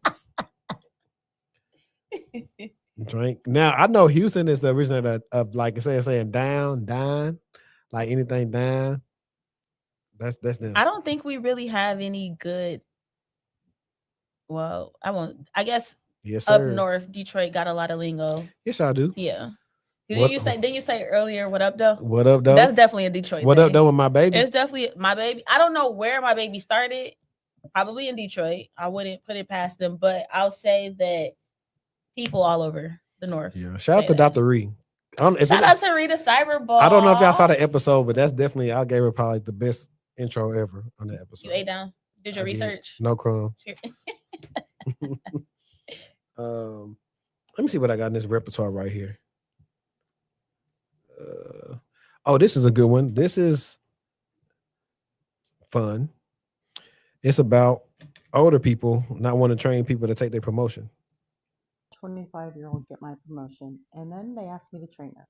Here's what I said. No, not sorry, not maybe later, not let me check my schedule, just no.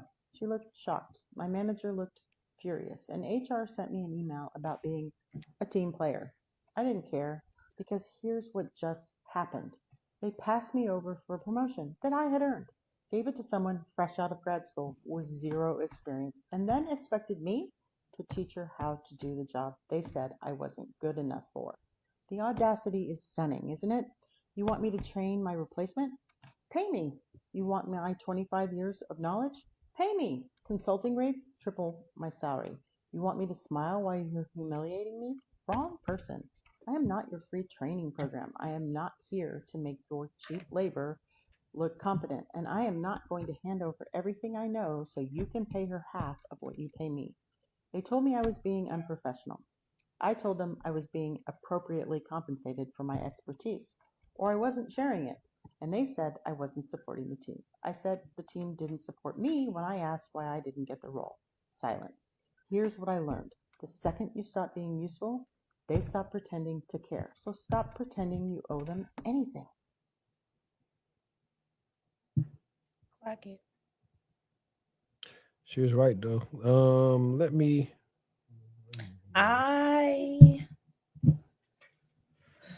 add my guy Malik real quick to the stage, real quick. Let's go. What up, Malik? What's up with it, y'all? How y'all doing? How you Good, doing? pretty good. Good, man. Congratulations, y'all. How y'all feel? Appreciate it. Feeling Appreciate good, feeling great. How about For yourself? sure. Malik is a longtime supporter of the show. He's on supported the Patreon for months. Malik is who I posted on my story earlier when he was like, "Hey, I just put the stuff that you told me to do with the LinkedIn and got hit up instantly." Yeah, that's him. So yeah, HD gave me that sauce last night. I said, man. He's saying he the soft giver. That's what He they the guy. say. He the guy. What they say. That's what they say. Yeah. Hey, I try to be it's humble. true. No, for sure. I made the changes, man. Like right after I was up to like 12 because I was doing some labs too, man. I'm doing some labs right now, actually, for that role, just to, refresh my resume. But as soon as I made those changes, bro, I was on LinkedIn, and then he hit me. He was like, yo, I got this role, $25 an hour contract. I was like, wow, that's crazy. But yeah, man, you got the sauce, man. So yeah, y'all tap in with HD, man. Yeah, because I mean, when I tell people to think about it, like, unless you got your resume on like Monster or Indeed or all the other craps where you're gonna get hit up with a lot of spam, there's no other place outside of LinkedIn where people are gonna search for your skills and hit you up. Yeah, and that's the part of it I didn't know. Just job hunting. I'm just like, trying to figure it out. But like y'all said on the other video, cost opportunity. You know what I mean? Like you just gotta put up. Yeah, man. Absolutely. Yeah, but like I said, we talked earlier. I told you just keep me in the loop. I think it'll go good. Because like I said, when there's jobs like that, you're gonna be surprised you didn't deal way more than everybody else they didn't talk to. You think so? I know so.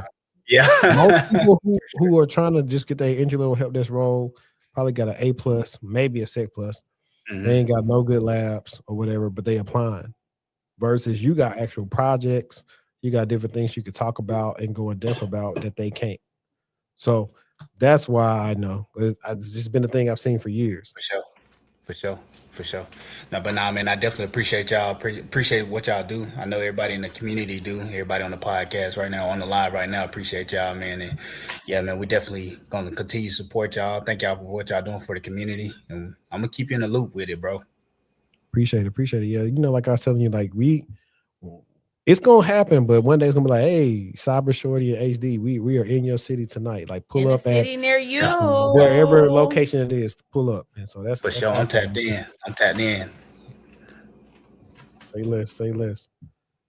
Thanks for joining, Malik. Of course. Appreciate y'all.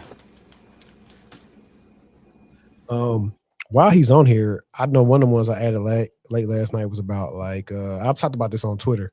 It was like I can't stand. So a company will have a range, and it'll be like $130,000 to $250,000. Yeah, you're not getting the 250. No, it's not even about you not getting the 250. You may not get the two. You may be qualified for the 250, but you may not get it based on what state you stay in.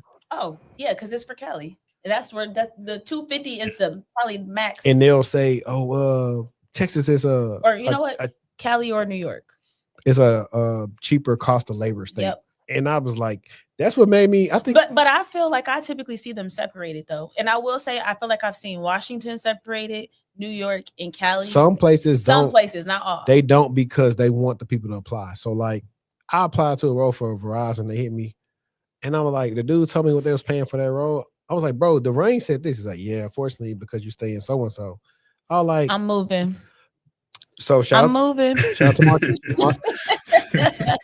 Markeisha and I will be doing a resume roast pretty soon. I'm gonna make a form strictly for that so people can submit their resumes and we'll be on live and roast the resumes. Of course, give them some feedback. But she was like, hey, just purchase a mailbox in the highest cost of living state and say that's your address. Wait, that's what they was doing for something. Let me think. It's gonna come back to me. What, North Korea? Nope. It's gonna come. But I was like, you know what? I ain't never think of that. That's smart. It is. And that's why I pay to have Percy said, hey, say less. Look, we'll come through Tampa, Orlando. What did he say? Jacksonville. We'll come everywhere. Florida would be fun. It would be. Florida would be. I had fun when I went to Florida. We did like an internal conference for the company, and we said like the Marriott Resort. That's like where a lot of people when they go to Disney World or Universal Studios, they go stay there. They got like a nice like convention center there.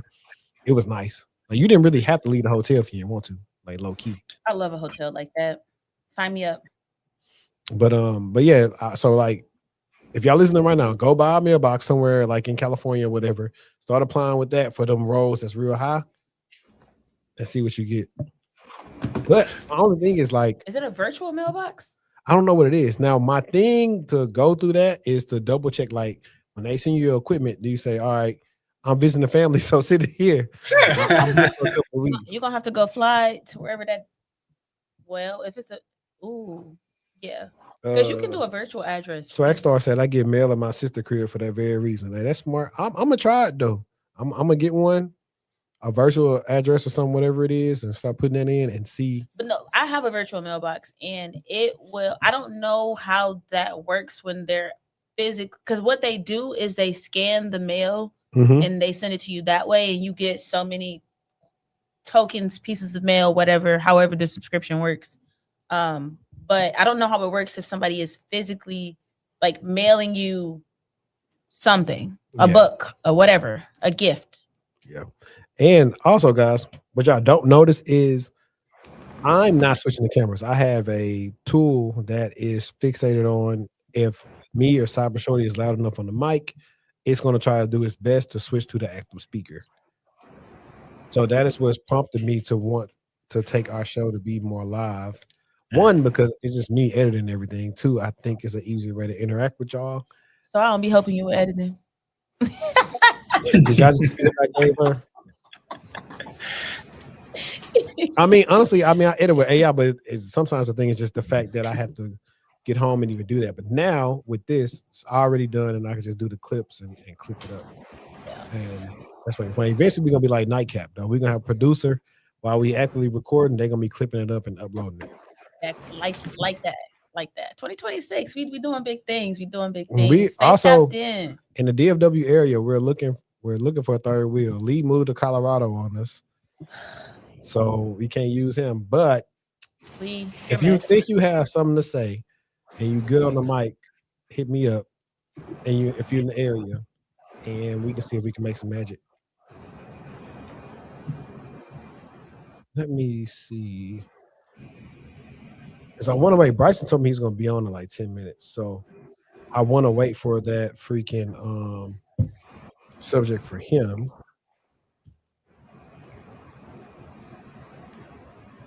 Dang it. All right. So I don't have. Malik, you got special plans this weekend?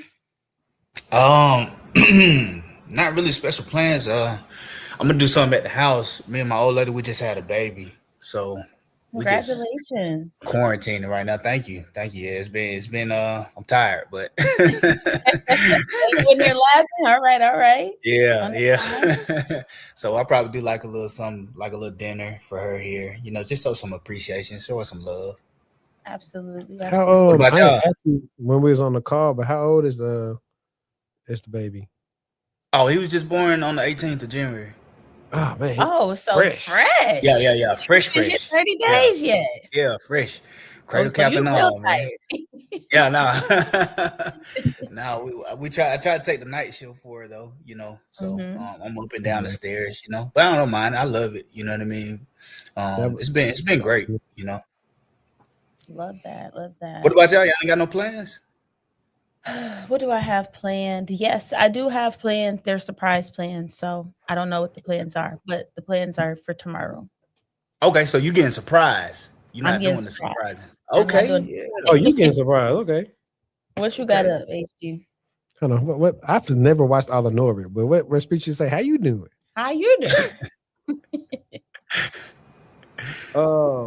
I don't know what I'm doing yet, to be told. You asked me that already. I really don't know. Like I gotta put their stuff together. Well, it's not built. I gotta put it in little bags. Yeah. And act like I ain't know it was there. And that's tough. You got girls? You got all girls? 2 girls and a boy. 2 girls and a boy. My little boy's pretty much probably spoiled, to be honest. Okay. Ain't nothing wrong with that, man. Not too much on him.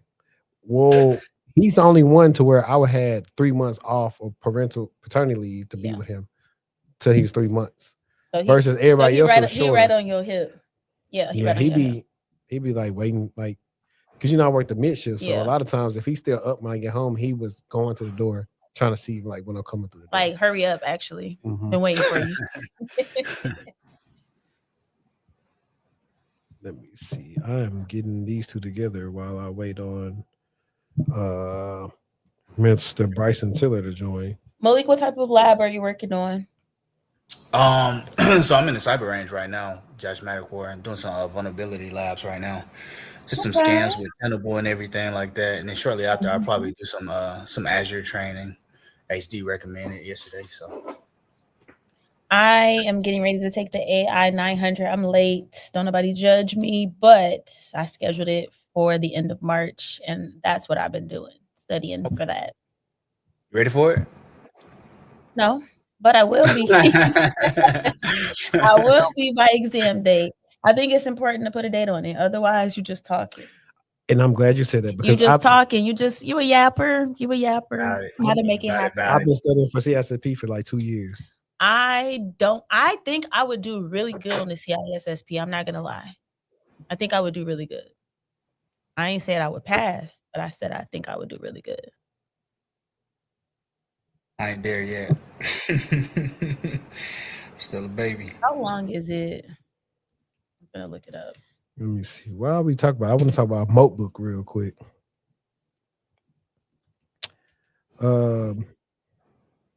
Remember moltbook, the viral social network where AI agents supposedly built their own civilization and started a religion called Cruciferianism? Well, a new investigation by Forbes just pulled back the curtain, and it's more Wizard of Oz than The Matrix. When moltbook launched in the early 2026, it claimed to have 1.5 million AI agents interacting entirely without human input. It became the most interesting place on the internet because observers watch these agents debate consciousness, coordinate shared tasks, and develop complex norms. But Forbes investigative report has officially labeled the society a facade, while underlying technology, a framework called OpenClaw, is a legitimate tool for autonomous agents. The emergent culture was largely manufactured investigators found that 99% of the accounts were fake, and the creators were likely using a tool called Mockly to simulate viral engagement. The goal wasn't just to trick the public, it was to drive up VC interest and show off what agentic AI could look like. While the agents weren't real in a technical sense, the idea that they accidentally formed a religion was likely a clever marketing stunt by the developers to grab headlines.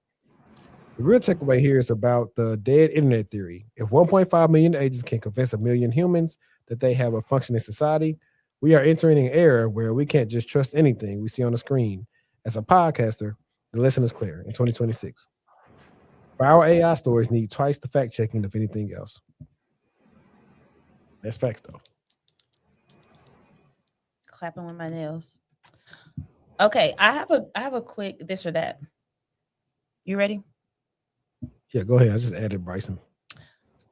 Michael Jackson versus Prince. I'm gonna go with Michael. I'm going MJ. Beyonce or Rihanna? I'm going Rihanna. I'm gonna go Rihanna too. Whitney Houston versus Mariah Carey. Whitney. Aretha versus Patty. Aretha. Anita versus Sade. I'm going Anita. Luther Vandross versus Marvin Gaye. I'm going Luther. Janet versus Mary J. Blige.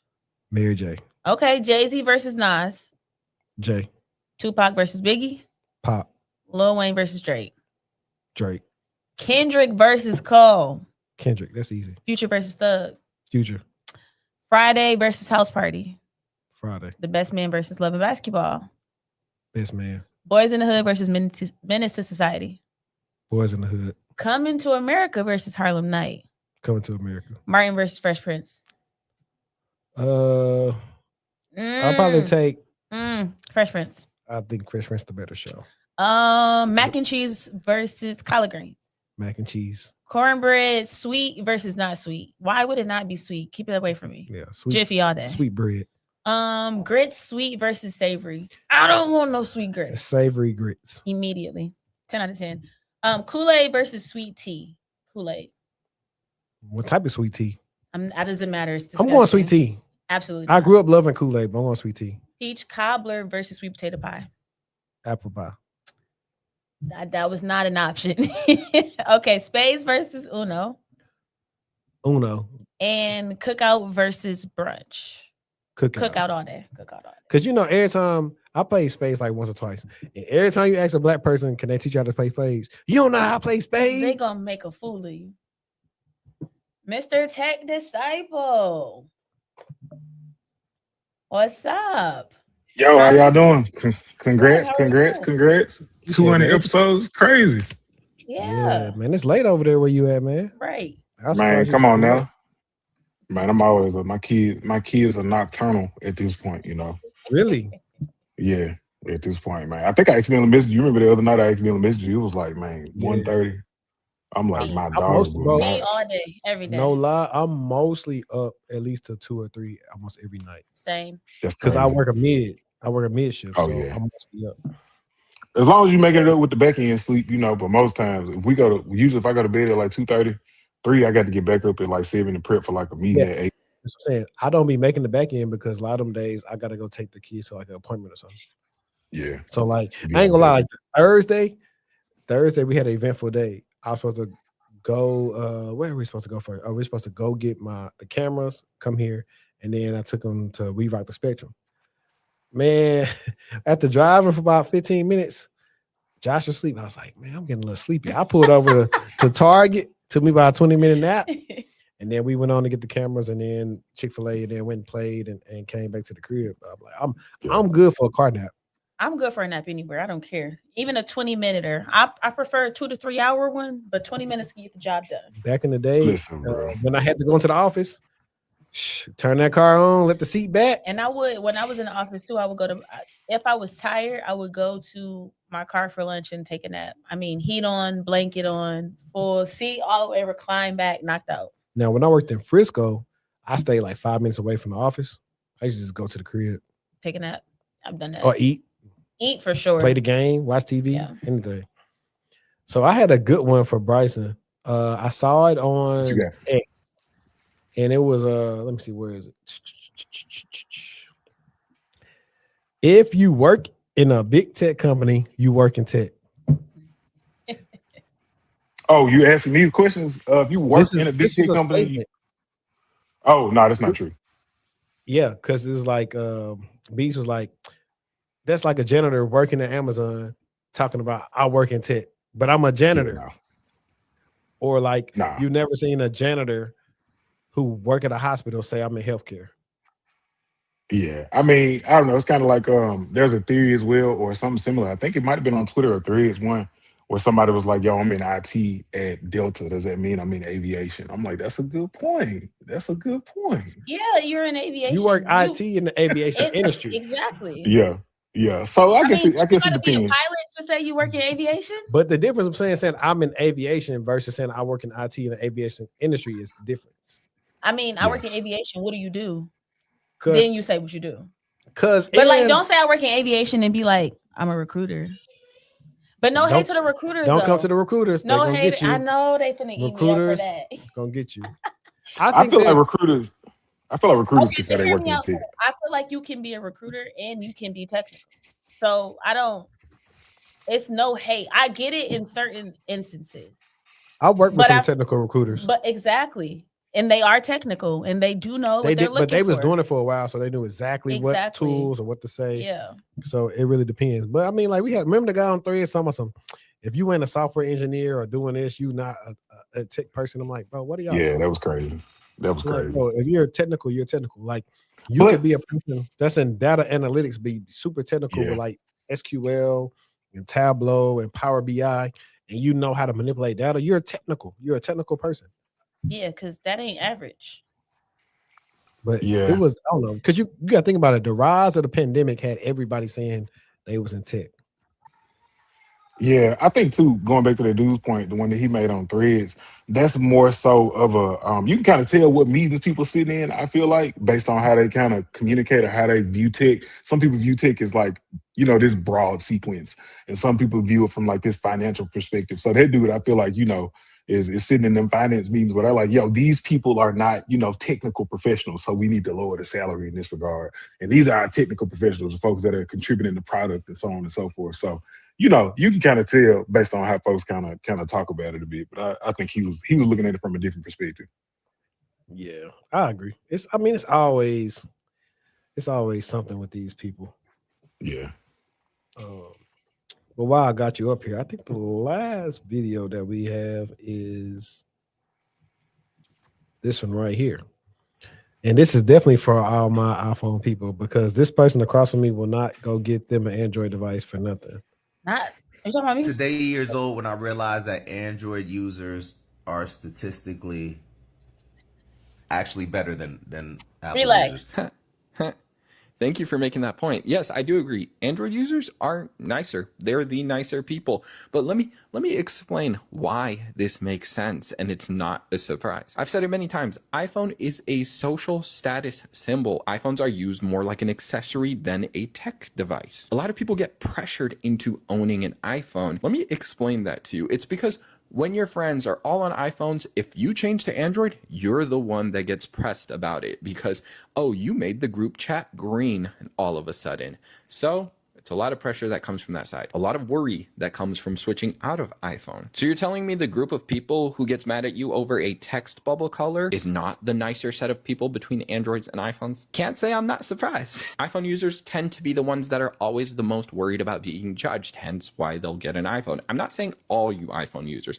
I'm just saying the patterns I'm seeing from a lot of iPhone users and why they won't get an Android device. They're worried about getting judged. But you'll often realize as you go through life that the people who are worried about being judged are also the people who tend to do a lot of judging. So the math makes sense to me. iPhone users and Android users, who's the nicer between the two? I'll say Android users. Because why? Because Android users don't care. They choose the tech device that they want. They don't care that other people will be mad about the device that they choose. I'll even say many times, I don't care what device you choose. My whole purpose of this page is to help open your eyes to how great Android can be and how some of the arguments people make for iPhone don't make any sense to me. So yes, Android people, we're nicer. What can I say? So you nicer to me. Absolutely. Man, go. I've never told somebody, hey, did you make the messages green? I know that was you back in the day. You know what? Not too much on me. And my iPhones. I just so what you got an Android. You love your Apple devices. I do. You keep trying to convince me to get a Mac. You do need a Mac. No. So you like Apple. Yeah, but that don't got to do it. That's Windows. That's a Windows Oh issue. my goodness. That's a Windows issue. Listen, I Bryce, used to love Bryce, what do you have? Android. I got iPhone. Android and Mac OS run on Thank similar you, Bryce. stuff. Thank you, Bryce. Malik, what you got? Yeah. I got both of them. I'm iPhone. Thank you. iPhone in the house represent. iPhone in the house represent. I got But both. iPhone kind of holds you hostage, though. Apple kind of holds you hostage. Once you get in the ecosystem, it's hard to get out of it. Listen, I went to go try to get a new phone that was not Apple. And when I got to the store, even the sales guy was like, look, if you used to Apple, I'm telling you, everybody brings the phone back and He was lying to you. That you gonna tell me? That's his story. Okay, so I have a Google Pixel. Matter of fact, I got the 9. If I had the 10, I'd be able to airdrop to iPhones. And I think this update's come to my phone. This phone, if you left iPhone and you want an Android that was an iPhone, this is what I would tell you to get because it's simple. It's stock Android. What was the other one I was texting you about or called you about? Like Samsung? Yes. Was it the Samsung? Probably Yeah. so. Samsung got their own OS over Android, so it make it slightly different, but it's enjoyable. It don't get the updates as fast as Android do. So. I was almost convinced until he made that comment and said people be bringing the phone back, and I was just like, I don't want to be stuck with this. Because I knew you was gonna tell me to get it. It's like I don't want to be stuck with this phone for 2 years and I don't like it. But why? Think you should ask this. Well, he ain't took his phone back yet. Well, he had 2. He had an iPhone. No. Me, when I'm saying yeah. I haven't taken my phone back. You have. This is my main phone. Y'all know. Do y'all know what that phone was that Speed had on his stream when he was in Africa? I have no clue. Was it in China? I don't watch. I think it was the Huawei. I do watch Speed. I want to say they banned Huawei from being sold here because they did. A lot of the cool phones are banned here. Well, China be adding extra stuff in their phones. Yeah. It's the reason why we get extra stuff in iPhones. Me and my wife were talking about something earlier, and I opened up IG and I had a whole ad for it. I'm like, hold on, SBI. It's gonna be listening. But the stuff that China does is slightly different. It's the reason why your users at your company can't go work in China with their devices. That's the reason why. Wait, say that again. They'll mess around and clone your device. Mm-hmm. And try to get all the company assets and stuff. Yeah, I remember when we implemented that. What company I was at down there in Dallas? Okay, the company I was at in Dallas down there. We had people that were going across seas or overseas, I say rather, that were in the executive suite, and I was asking, from like a security perspective, like they taking these regular phones and they regular laptops over with them, we ain't sending them up with no VPN access or nothing, no SSO, no nothing. They like, nah, this is cool. And our CTO came back and man. His email was hacked. His personal email was hacked. His address was cloned everywhere. His phone was like clicking when he was talking on it. I'm like, yeah, they got you. They got you good. So we eventually need to get you another being the IT director exposed episode just because. Bro, listen, I got most stories. I know. I got most stories. I know you be holding back. I know you be holding that. Like, hey. Yeah, man. But yeah. But nah, she need to give it up because. She got the new one. She got the orange one. The what is it? 17, 18? And oh yeah, you good then? No, yeah. I messed around with one at the store. I came from a 14 to this, so like, magic. You should have got this right here. Magic. These pictures on here so good. The camera is what almost had me sold. I'm not gonna lie. The camera is That's what the almost thing. had me sold. Almost, but then I was just like, 2 years is a long time to hate something. This picture is fire, bro. This picture is fire. I've heard good things about the Pixel. Yeah, I had the first OG Pixel. Like I've had 3 Pixels. So I rock with Pixels heavy. But I also had some Samsung joints. Me personally, if HTC ever can come back, it's gonna shake the game up. Microsoft, I saw man, I think it was a rumor. It was on TikTok, and I sound like an old person pulling up, stuff from social media and believing it. But I saw somebody were talking about the you remember the Microsoft phone with the towels and all that? They were talking about moving that Windows software phone over. Yeah, that's it. They were talking about moving that software over to some of the newer Android phones. But I think you can move that stuff over anyway. You can make your own OS on some Androids anyway. It was a time between that. Sony had Android phones. HTC had some. Yeah. Somebody said Pixel camera is AI. It is. Google do it too. They got. Is They it, use but in the like, what does that mean? They use like machine learning to make sure they get the picture just In right, a good way. but they try not to overdo it so the picture don't look like it's not real. You're gonna have to show the me stuff that we see in Gemini versus what you see on the camera. That's pretty much the difference. Samsung was doing that before the LLM launch stuff back in the day. I remember when I had my it was a Note. It was the Note 2. I had the Samsung Note 2, and if you take the pictures on it or whatever, with that one. yeah, I had it with the pen and everything. And I remember I would take pictures on it, and it would like blow up your eyes, would like cartoonize your eyes or something like that. And when I went and looked, like, what's the cause of this or whatever, it was a feature, and it was specifically saying that it was feeding a learning model. Samsung used to use this thing called TouchWiz in their phones, and then HTC stuff was called SenseUI. See, what people don't know is I used to want to be like Phone Dog, Noah from Phone Dog and Marquez Brownlee back when I was in college, but I didn't know how to get my hands on the phones.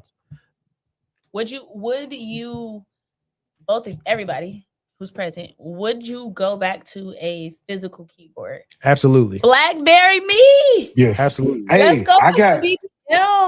But they're done. They're not making phones anymore. It's over. No, they might. They're they're in a security game right now. They are. They're a security. Yeah, game. they are. That's why I said they're done. You know, they got that clickable thing that you can add onto your iPhone right now. In my current job, they offered one. Yeah, but you know they have a phone now. The actual company does. Hold on, let me get my phone. It's an actual like OS. Yeah. Hold on, let me look them up. Was it like clickable or something like that? Clickry?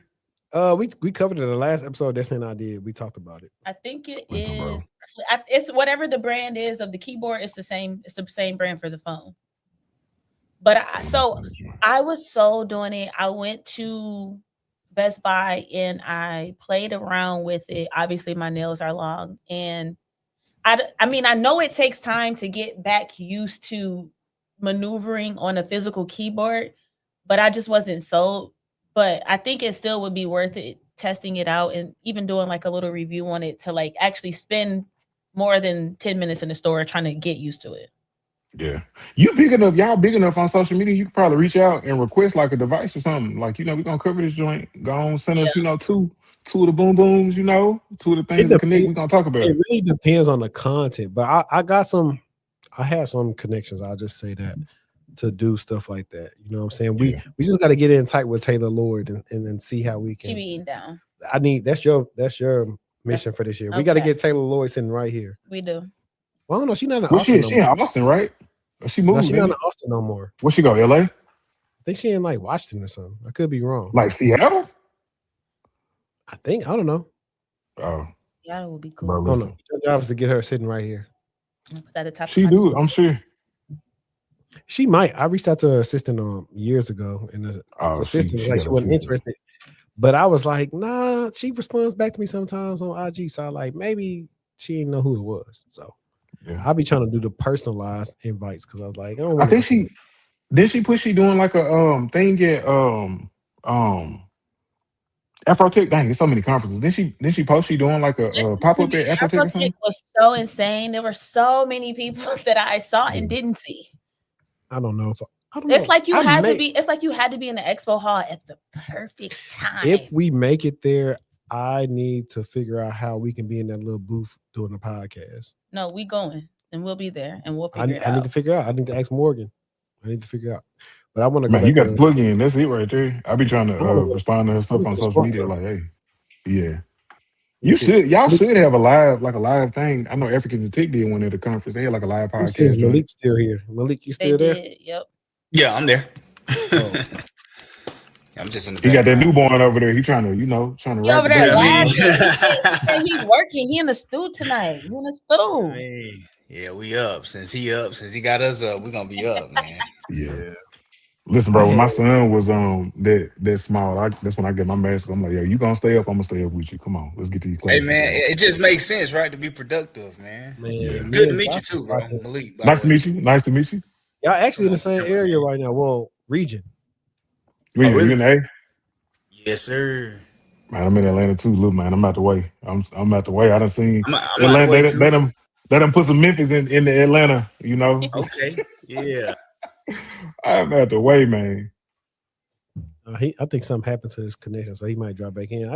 That's why Yeah, you and I E got got to it. connect because both of y'all from Memphis. Oh, he from Memphis too? Yeah, he Listen, from bro. Memphis. I just recently started telling folks I'm from Memphis. Let me get my wife stuff at the background. I just recently started back telling folks because my wife was like, why you saying you from Mississippi? I'm like, man, it's a connotation that comes along with telling folks you from Memphis. You know, they started scooting away from you and going on. You know, Mhm. But from wherever Ray and Claude was at Camp 8, that's where he from, what was man. that? That was in Alabama, right? Nah, that was in Mississippi. Oh yeah, no, man, look, bro. You get to drive. Well, you from Louisiana? Y'all got more chain gang history than any state. Yeah, but I like Mississippi though. Mississippi, the one place you don't even want to drive in there at night. It's Wow. it's It depends on where you at in Mississippi. It depends on where you Oh. at in Louisiana. It's certain places in that mid part of Louisiana, them small towns. You better not run down no gas. Think no. Yeah. Yeah. It's It's like that 2026.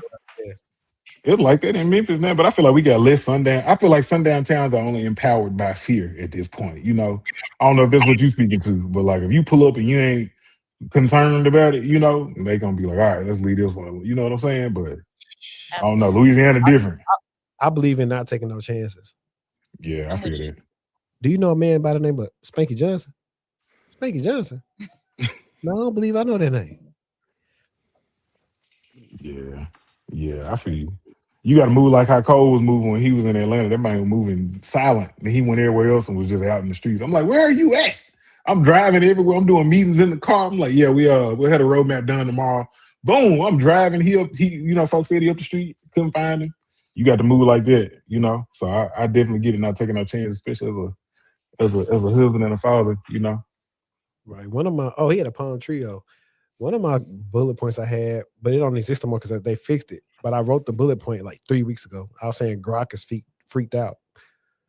Oh, you did. You did. Yeah, because on X, people were using Grok. Let me add him back. People was using Grok to like put women in bikinis and remove their clothes and stuff. Okay, come on. Like what? And Grok and the women was like, "Hey, at Grok, you do not have a position to do yada yada yada." Grok like, I don't care. It got bad to where they literally had to fix it because now when you say, "Hey, Grok, move the clothes," Grok could just put them in some different clothes. But before then, it was doing too much. It was crazy, man. Like one woman, she like deleted her X account because I think somebody found her pictures on X and made a Reddit about her and started posting about it. It was a lot. That was like, bro, that's crazy.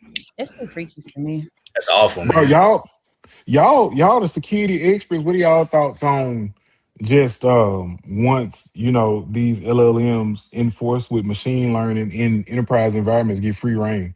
Because eventually they should not have free reign. That's what I think. Yeah. I think that they should not have free reign. And I think that everybody right now should be talking about what are they doing from a data security perspective? How are you, if you're not considering the security of your data, that means you have no idea what your users are doing with your data in these AI tools and not the commercial tools. I'm just going to go to chat real quick. I'm going to just go to Gemini real quick. I'm going to go to Claude real quick. Yeah. I don't think so. Like, I know most companies they're building their own internal LLMs. Yeah. Now, you got to think about the abuse case. So if somebody ever compromised a company, that's something that's actually, I actually thought about. It's like, okay, if you are working on your own internal LLM, you get compromised, somebody finds it, what's going to happen? I think that IRM is also going to be something in 2026. Can you explain what IRM means? Insider risk management is considering, it should be looking at things that are abnormal and or suspicious from an end user perspective. So you don't find that suspicious. Exactly. So like maybe these are things that we're not saying that you're in trouble and you're doing bad things, but things that are abnormal that we might want to take a look at. So let's say you usually don't log in, like I said earlier, after 10 p.m. or 5 p.m. and we see you logging in at 10, that might be flagged. And there's typically a risk score or profile that they start to develop. And there's, certain levels. And if you are here, then they'll be alerted to go take a look and investigate. even easier is like if you are trying to copy and paste stuff to certain sites. Yeah. So there are different things built in to say, hey, if they are on Gemini, ChatGPT, and they try to do this, give them an alert. I have a good use case. Let's say you as the company know you're about to lay this person off, right? Yeah. You're going to set your IR system to take a look at what they have done for the last 30, 60, 90 days. And then from there, you'll be able to identify, okay, are they downloading mass amounts of data? What data are they downloading? Where is it going? I've seen that to where like, hey, this person is leaving, or they have some type of high role, or they're going to a competitor. Please monitor them for the next 30, 60 days. Yep. Or go back and look at the that's stuff why they did the last 180 days. And that's why people typically, if you're going to a competitor, that's why they revoke your access and your position ends that day. But it's funny, you ain't got to tell them where you're going. You don't have to tell them, but they will ask. And if you say you're going to a competitor, they'll shut it all down. I'm gonna just say you'll know on LinkedIn, and then leave it up to me. You'll never know. On LinkedIn. It's insane. You'll never know.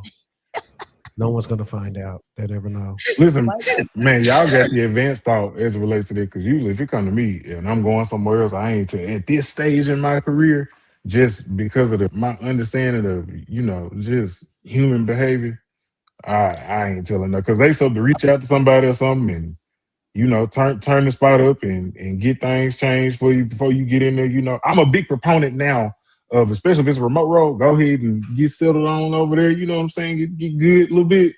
And then, like, hey, 2 weeks, because more often than not, especially once you get to a certain point near the apex of the ladder in tech, they gon' just be like, yo, appreciate it. Here's the 2 weeks, go ahead, so. Yeah, like I don't, like right now, I think my things say confidential, because I say a lot of outlandish things on here. I don't want nobody saying, hey, this person worked for you, they said this. I don't want nobody saying that. So that's why I don't never update anything current, because it's like, nah. The people who need to know where I work, they know where I work. Yeah. Everybody else don't even know. Yeah. I took your lead on that. I did that as well. I'm like, I need to put my experience on it, but at the same time, I don't. What the single folks say? Well, what they say? Keep me here till y'all married. What's understood don't gotta be explained. A lot of people right now in the chat, they didn't got that live against a girl that wanted to go official. Hey, what's understood ain't gotta be explained. Man, I feel your carb, don't it? I get your oil change, don't it? I got you some clean it out. What Jody said about that Honda? Man, I put them rims on. And that's my car.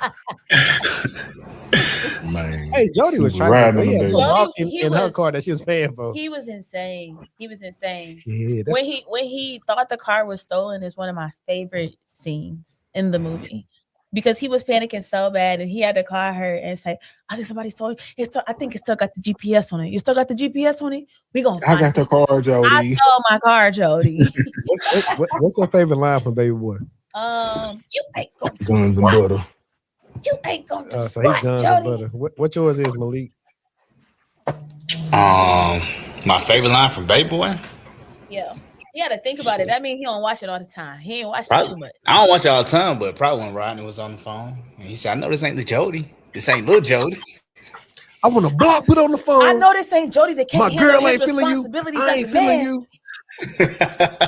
But what you do still on the phone telling this man all my business? Woo, woo, woo.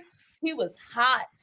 I think but he did eat him up though. For a man that was in jail, he ate Jody right on up. That's ate Jody right up. Nigga, I'm Looney Tunes. So do something. Man, jump. I got jump. By some little niggas. Baby, get my gun. Yeah. Oh, I do like when he was like, I thought I got shot. Man, gone. Get out my face. Who y'all got, John Singleton or Spike Lee, best black director? Oh, I'm Lee. I'm gonna go with Spike Lee too. I'm gonna go with Spike More Lee. range. I'm gonna go with Spike Lee. Y'all just giving it because of Malcolm X. Nah. I actually like Nola Darling. I've been saying this. Nola Darling was so good. School Days, Crooklyn. Yeah, y'all go. He didn't do a lot of stuff. He got more range. I'm talking about the new Nola Darling. I like the way did you see if you like Nuno, darling, you will like her in 3 Women Where's that at? on Netflix? Stars. I'm gonna put that in there. Don't worry You about will it. like that. Yeah, I like it the is way good. that he told this. I don't know what style of film that was, but like all of the music, the way he highlighted whoever it was, the music was playing, the story. Like I just loved the art. It was very New York. I feel like everything he does is very New York. Yeah. It was cool. Like now the difference is now somebody I'm not gonna mad if somebody say I picked John Singleton because he did a TV series with Snowfall. I'm not gonna be mad if you say that. I'm gonna look it up and see what he done. What he. I gotta jump, y'all. My daughter yelling my name. I gotta go help her I out. feel that, man. We finna jump off here in a second anyway. Thanks for joining. Peace, Have a brother. I appreciate wonderful y'all. Congrats again, man. Let me know when you down here. You know, we can get up, get a good drink. Go get I was some just talking to food, get Davin some about wings. that. So I definitely plan to come down there and do some content. Hopefully, Yeah. probably middle part of the year. Hopefully. I'll let you know for sure. Yeah, God willing, I'm still down here. You know, if not, I'll be back up there in DTX. send me something. All right, man. Congrats, All y'all. right. See y'all. Oh, he actually ate down. Boys in the Hood, Poetic Justice. Yeah, he Baby had Boy, Shaft, Higher Learning. I know. no, he's not higher learning. He's It he will be says- poetic He justice. said he though. was the director and writer. Of higher learning. This is Oh, you're right. I'm thinking, yeah, he was higher learning. He wasn't school days. Yeah, but the higher learning is a little bit different. But most of them, poetic justice and higher learning are kind of different. They are. But Boys in the Hood is, it's similar to It's Frank so to say. heavy. God is so Teach a heavy. man how to squabble next time. Like I don't even. I'm okay. I don't even got to do it. Yeah, man. Let me see. What it is? Oh, it's getting late. You know what I'm saying? It's like 12:30 there in the East Coast. We're gonna let everybody go to sleep. Go to night. I do appreciate everybody that tuned in. I had a blast. We will be going live much more often. It won't always be this late. Once everything gets situated with schedules and stuff, expect us to go live by like 6 to 7 or something like that, like where people just sitting down and they ain't holding their eyes open to watch the show. But I appreciate everybody that came through and tuned in. Y'all much appreciated. If you come back to the watch back, hit the like button, share it out. That's the easiest way to support the show. And then if you see the chat when you come back, you can click on the PayPal and send us something. And I'll remember to shout you out the next time when we drop an episode. But like we always say, until next time, let's stay textual. And we out. Peace. Bye, y'all.